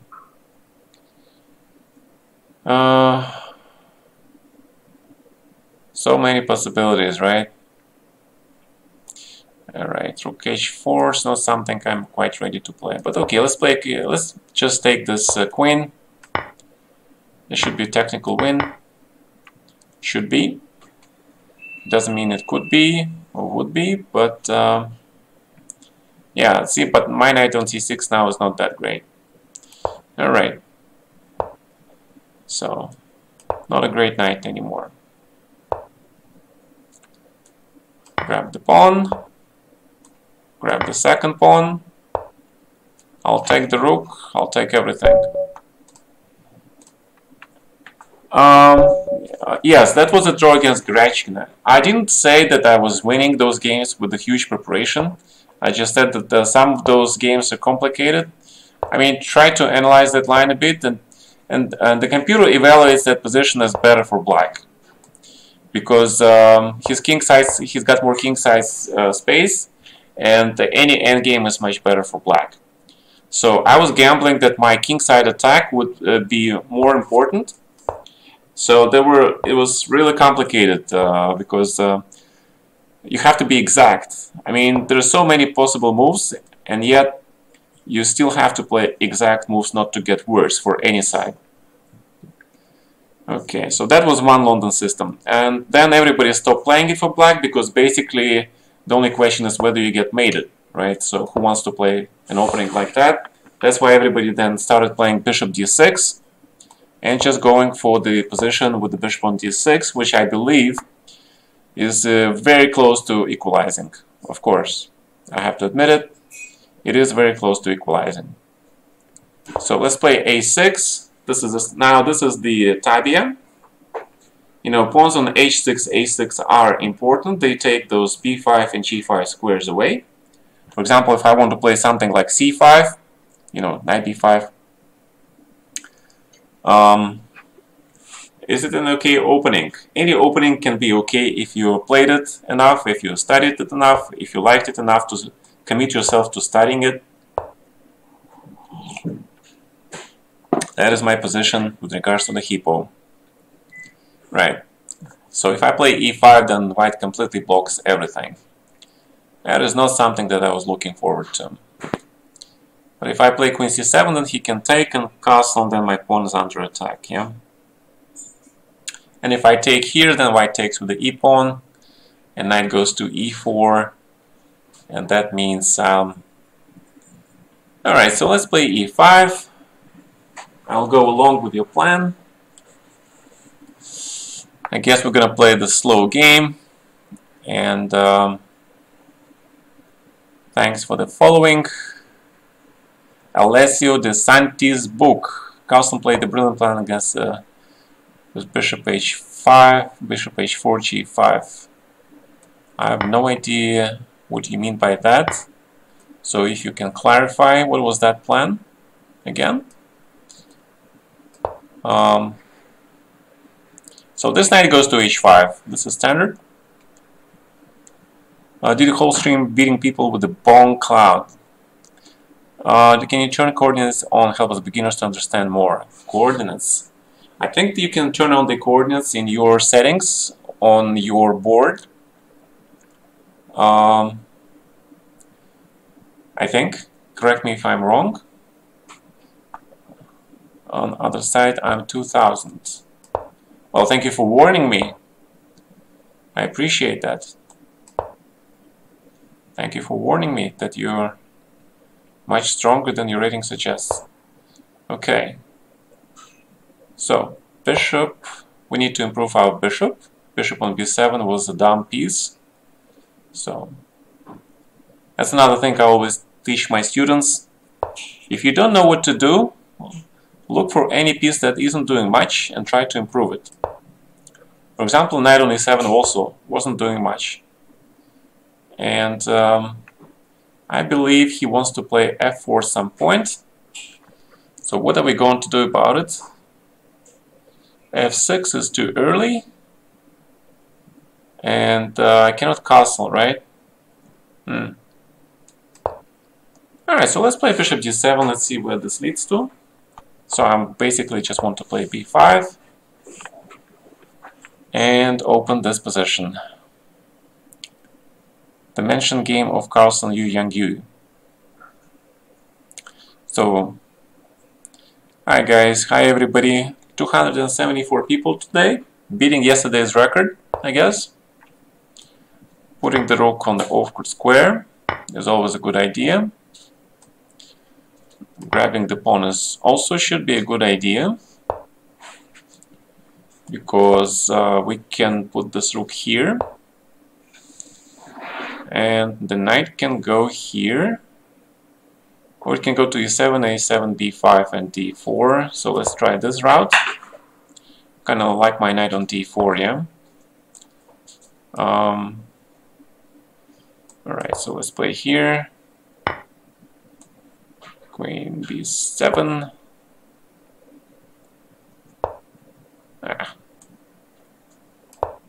Yeah, I did something wrong here.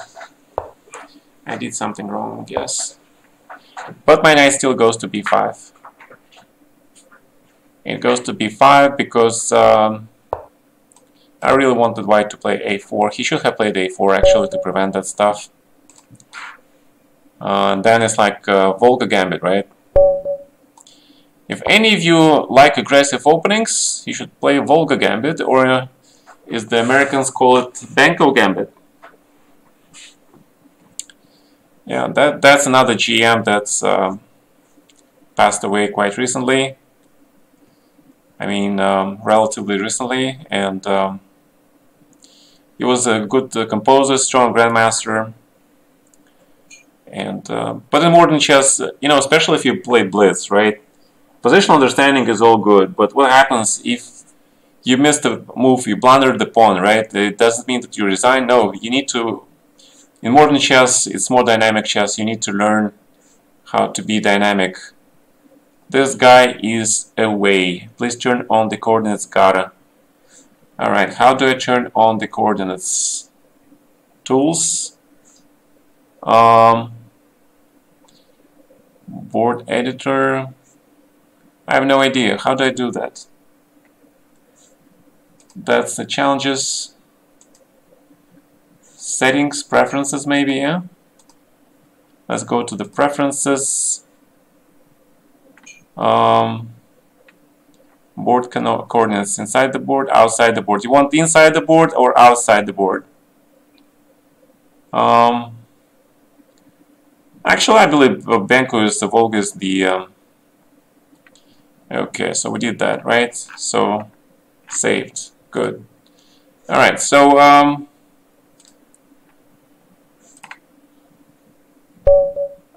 yeah, now you have the coordinates, right? You see it? Okay, good. Okay. I seem like I cannot please everybody. Yes, one people says inside, another says outside. Oops, don't blunder my bishop. What openings should a positional player play? If you're a positional player, play positional openings. What kind of question is that? Coordinates are distracting. See, now people are not happy with the coordinates. Okay. Alright, let's just leave it the way it is right now, okay? Because, oh, chess is a difficult game, right? Alright, place the French defense, please. I have really bad memories about French defense. When I prepared French defense against my special match against Topalov, we analyzed it. I had a very strong team of French specialists, including Yuri Shulman. If you guys still remember who that guy is, he was one of the top American players. He is a good friend. We shared with him first place quite a few times in the US Championships.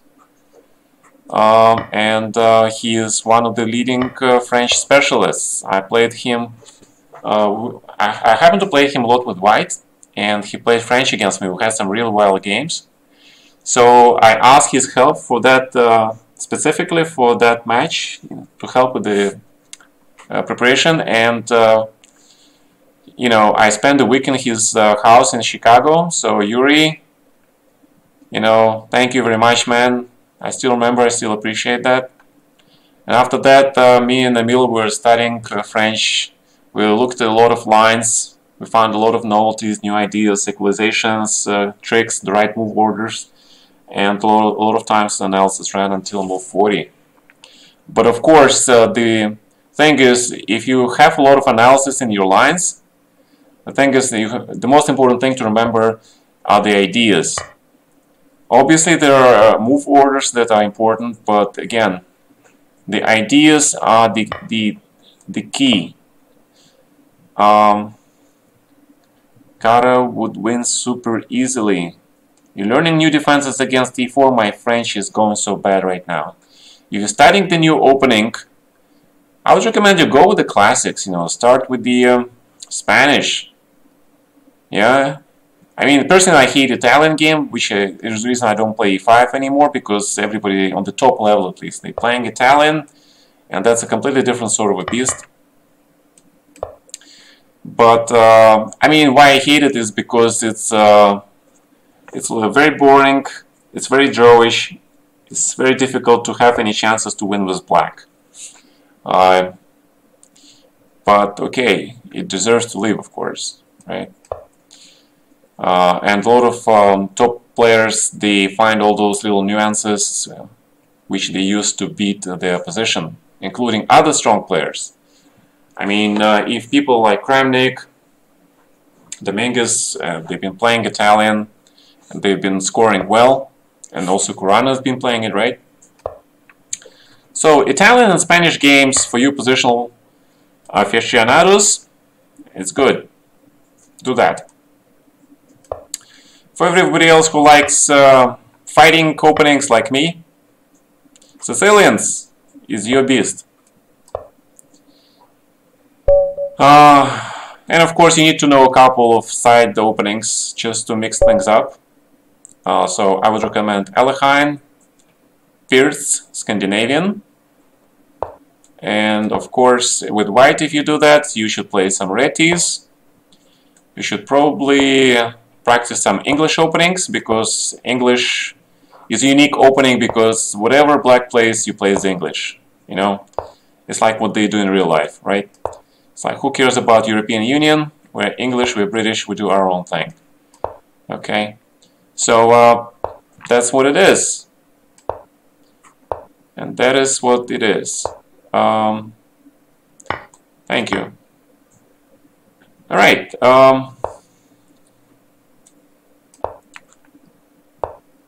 You need to have offbeat openings in your arsenal, because it will be easier for your opponents to prepare for you. That's what I'm saying. See, for example, for the candidates, even Jan Nepomniachtchi, I don't remember him playing French defense at all.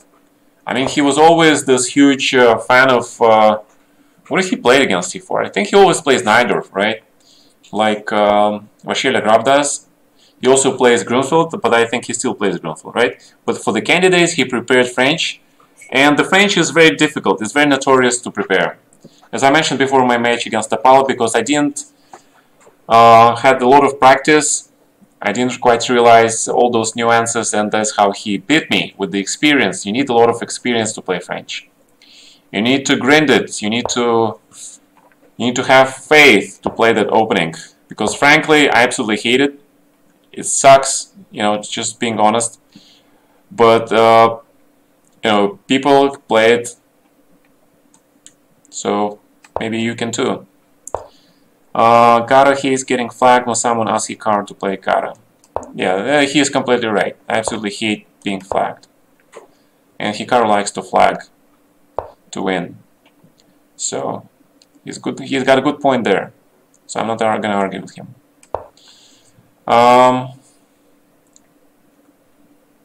Okay, don't play French. No, you can play French, but be prepared. It's a torture. It's even worse torture than Spanish, to be honest. So that's what I'm saying. When Jan started playing French in the candidates, for the first game it was okay, but for the second game, you know, that game against Vasily Agraf actually showed why this is such a dangerous idea to play it without practice. Yeah, because he just got outplayed. He got outplayed on those little nuances. I'm not even saying c5, c4 was the bad move. It was obvious that it was not such a great move. I'm saying that white did something wrong, probably even black did something wrong even before that. Okay, that's what I'm saying. Knight g7, and if I play f6, what happens? I grab the knight. I grab the bishop and I play h5. Then you play queen somewhere, yeah? Okay, so let's play queen c1, prevent queen e3. And then I go h5.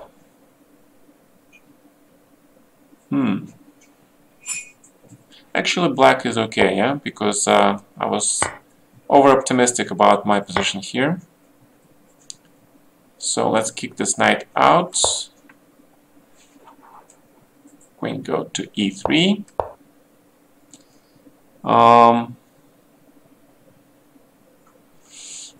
Well, it's hard to generalize. It's very hard. In order to really understand what went wrong, you need to analyze that game deeper.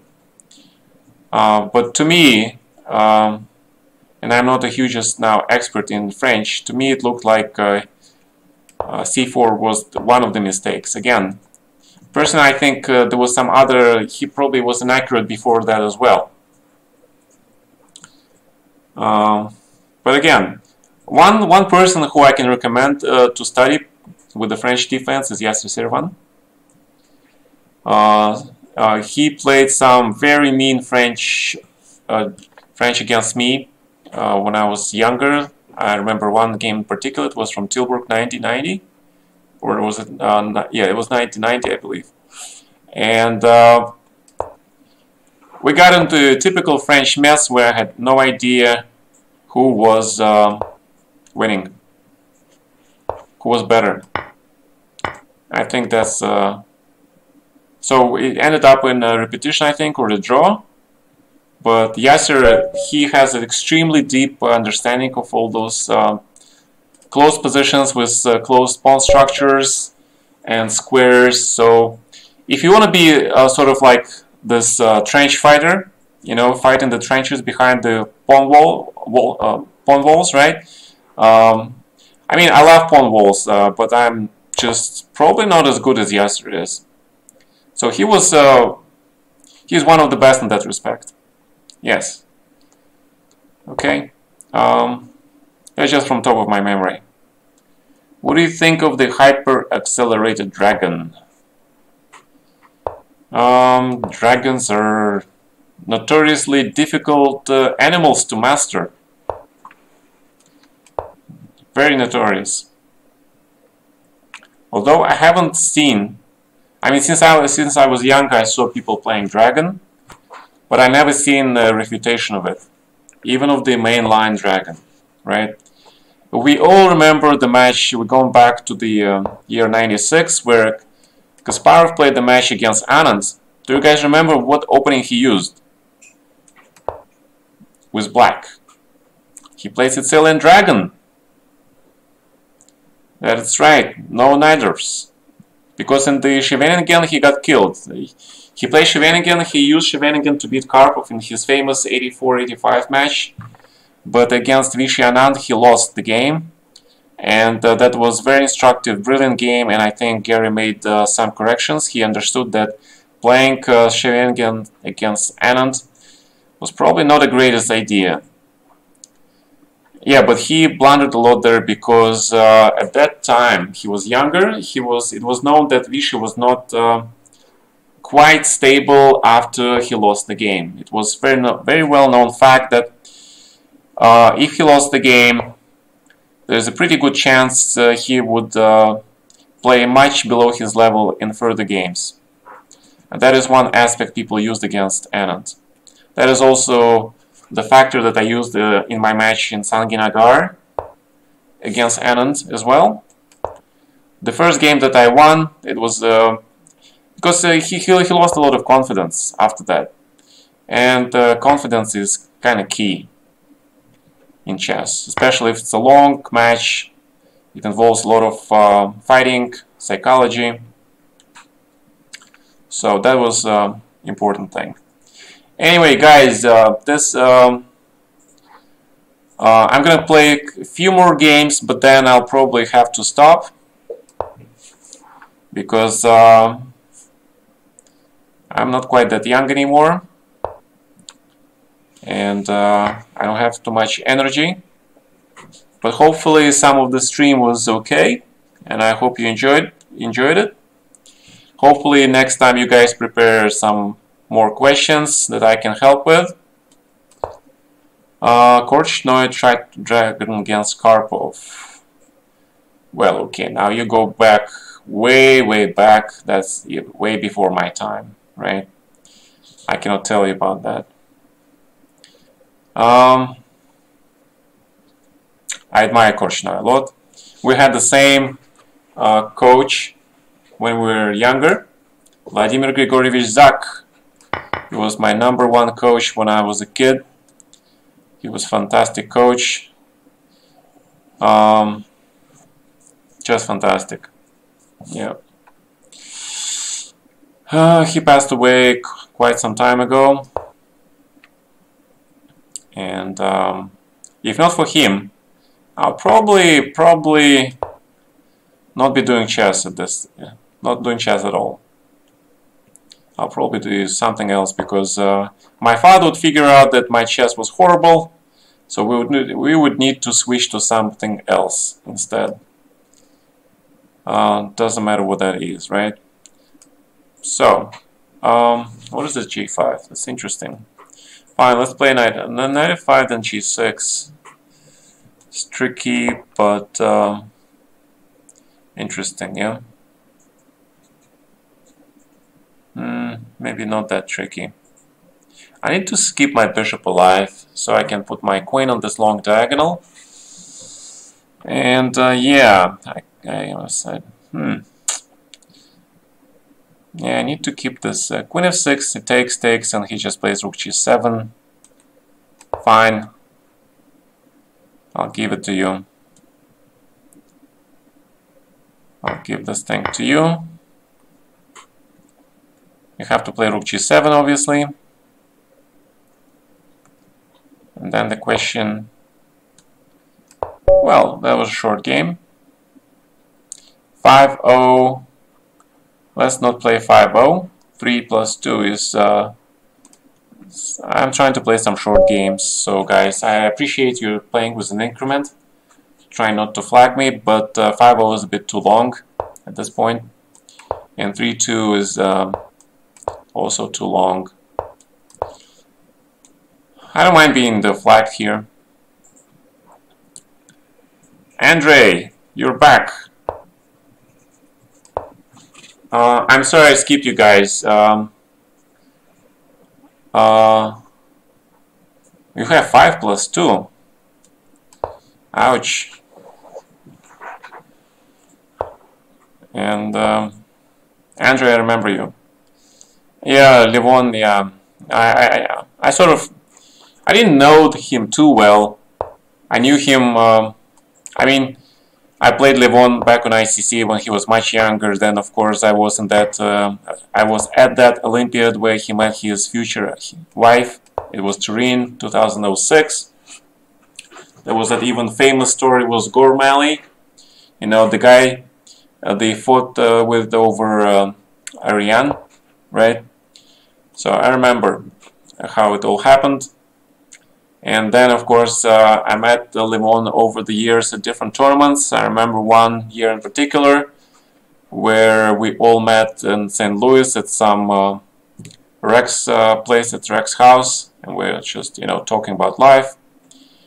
And yeah, and he and his wife, they were really close. They went through a lot, and they've been together for many years. So it's a great loss for Levon. So if somebody knows him, please tell him I sent him my condolences. You change it to 3 plus 0. Can you do that? If you change it to 3 plus 0, Andre is actually third. Yeah, but if you change it, right, you lose the line. No. You change it 2 plus 0. Challenge 5 plus long time ago. Can I send 3 minute? Long ago. How long ago was that? Okay, so g5 is coming. And it's a dangerous plan.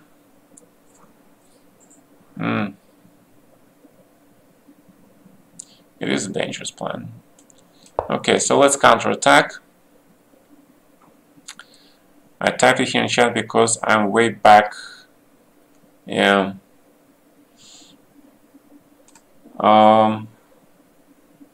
Okay, yeah, Mr. Koshi is next on the list. Glenn, okay, I'll play since I'm playing the last games anyway. So I'll play this last 3 people here, and then I'll call it quits for today. I apologize for that, but just, you know, I'm getting really tired.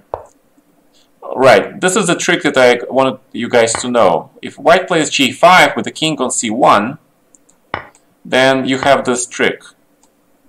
This is actually very useful to you because you exchange really bad bishop.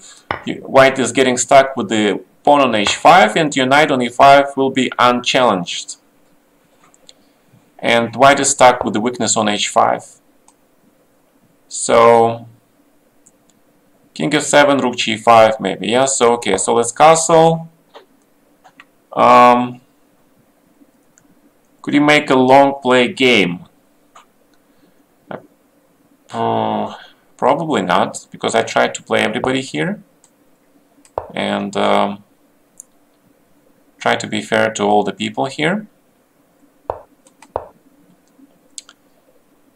Okay, so bishop c6, bishop e8. So let's get this knight to the rim. And I can probably take this pawn on a4, because if he takes the pawn on a6, that gives me a tempo to attack his pawn on h5. Right? So I'll grab this pawn then. And he counterattacked this pawn on c7, I see. That's interesting, actually. Because I'm thinking rook h7, rook takes here, or rook h1, rook c7, bishop f3. He has to play, and then he can play bishop e2, yeah? Okay, so that's pretty interesting. So if I attack this bishop with the king, and then I attack this bishop, what does white do? Because my king on b6 is safe, right? Because I don't like my king being under attack. So hope... Yeah, I told you, my bishop covers the square. Yeah, so again, and to subscribers, you can make for a browser extension that highlights subscriber names on Lichess when they link their Twitch and Lichess accounts. Yeah, but I don't want to link my account on the Lichess. I just come here. This is the first time I came to here consistently, because I used to hang out on the chess.com, right? Which is the reason why I still have some chess.com partnership affiliation, I guess. So, and they have some very nice discounts for the Twitch, for the affiliateship. So that kind of helps a little bit. So let's see. That's pretty smart. You know, black just gave up his bishop to make sure he has knights in a semi-closed position. So I like that positional treatment of this position. And I have to play c4. You have to play this move, otherwise your bishop on f3 will be stuck looking at that moon on d5. And of course now black is faced with the dilemma. Should he just protect the pawn on d5, or should he take on c4, should he play d4? And there is no short answer to this riddle. I don't even know myself what is the best response. Probably this move is alright, so I have to play queen b2, connecting the rooks, sort of, preparing maybe d4, maybe b4, again I don't know. The f4 pawn is a Dutch pawn, but I don't see how white can use it to his how black can use it to his advantage. He takes away some of the key squares for me, which I like. And now the question, should I play d4 here? In general, I don't like moves like that, unprepared, so I prepare, putting the rooks together. And now when all my pieces are together, connected and in play, then I'll consider, you know, doing some pawn breaks here. For example, taking on d5, he probably takes with the knight and hits my pawn here. And if I play d4, so maybe some knight f5 there. But I have to do something, and so let's try to play d4 here. Because black knights on e8 and on e7, they're not that great at the moment. It could rapidly change, of course, but at the moment I believe that, and if I take on c5, he takes with the rook, and if I play b4, then he takes, and he uses my queen's bad position to his advantage. But let me check you on this, because I don't quite trust this calculation. So pawn takes c4, pawn takes c5, rook takes c5. There is this little nifty move with queen d4. Have you seen this move? Because you need to see this move in advance. And if rook b5, now there is this move knight c3 also, which is also very interesting. And then, of course, there is also just taking on c4, since your queen has nowhere to go. And you see, black's rook on b5 looks kind of funky, right? It's not tactics, it's just a small strategic skirmish, let's put it this way. Small strategic skirmish. So now the bishop, of course, is very good. It looks at that b7 pawn after e4, followed by e5. Black potentially has the square on d5, but I don't quite see how he can quite put stuff there yet. So let's play knight c3. Make sure rook on b6 is completely cut off, and white is ready to play even knight a4 or rook d7, just to show black that his position is actually a disaster. So bishop c6 is probably a thing, and knight e4. Knight can go to d6 now. I'm trying to squeeze black completely. Just complete squeeze. That prevents rook a8 and allows me to grab this pawn. And if I grab the pawn on b5, that will be 2 extra pawns. So, and that means just play knight d6, hit this pawn. That's a check. And black is in serious trouble. Yeah, very close to being mated, I believe. Okay, knight g6 should win, right? Okay. So, yeah, so again, you can play any opening. The major things to consider is, after the opening, how well your pieces coordinate. Is your structure good? And what are your middle game plans? Are they looking at least pleasant? Yeah, I'm trying to be easy on an eye. That's a British expression, I believe. Actually, my wife is an expert on the British expressions now. She's trying to do the exam on IELTS.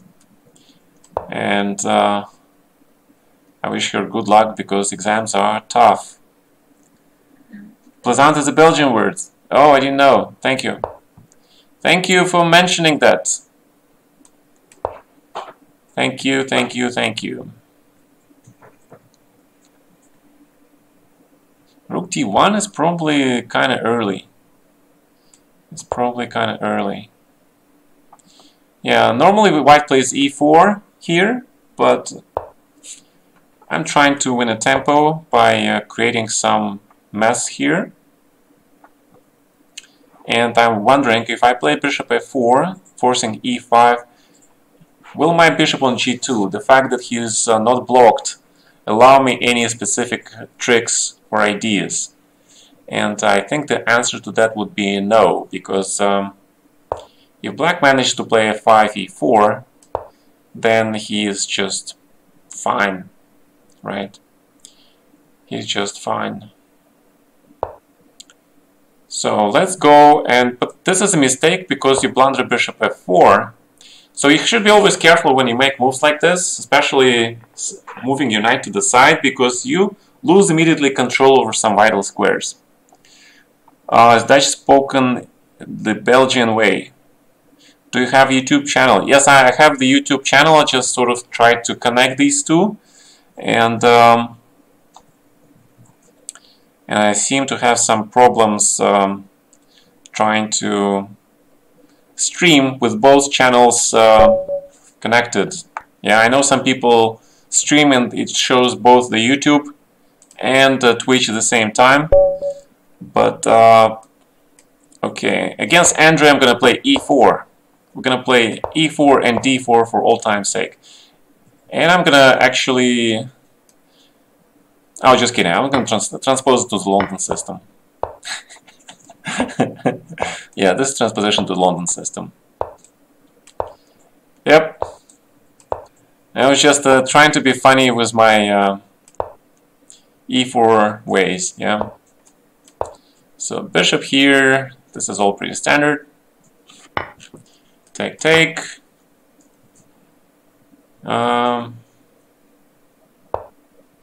Ooh.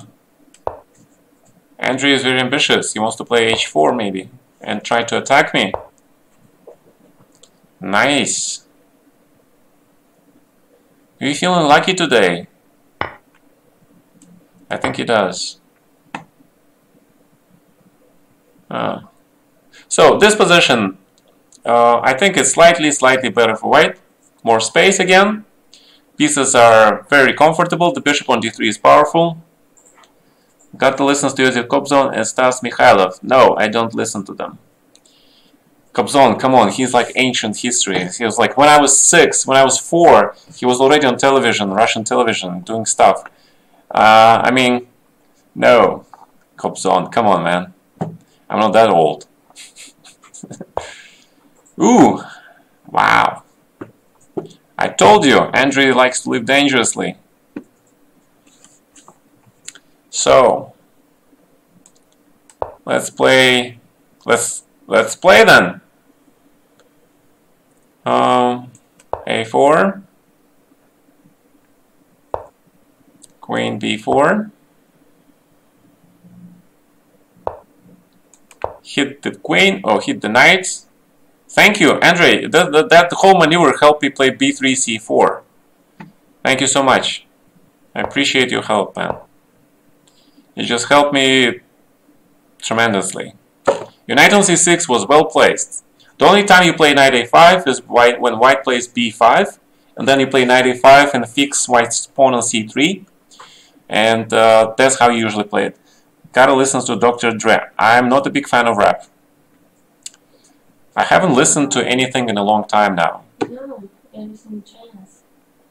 Oh, I listen to jazz. Yes, I listen to the jazz-like music. Almost every day. Jazz is good. Yeah, thank you. My wife, she's correcting me. Why? Because she actually dances the jazz.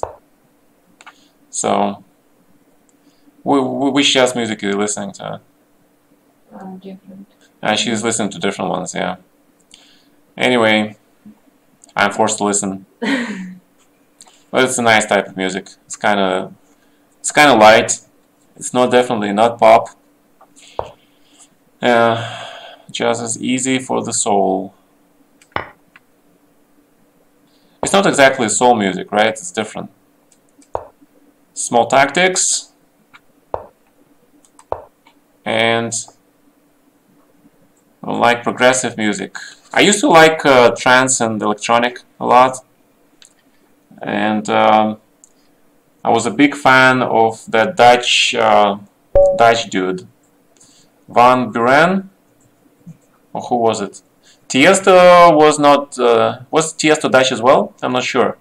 You know, those guys. Andre, that was not a bad game. That was bad middle game.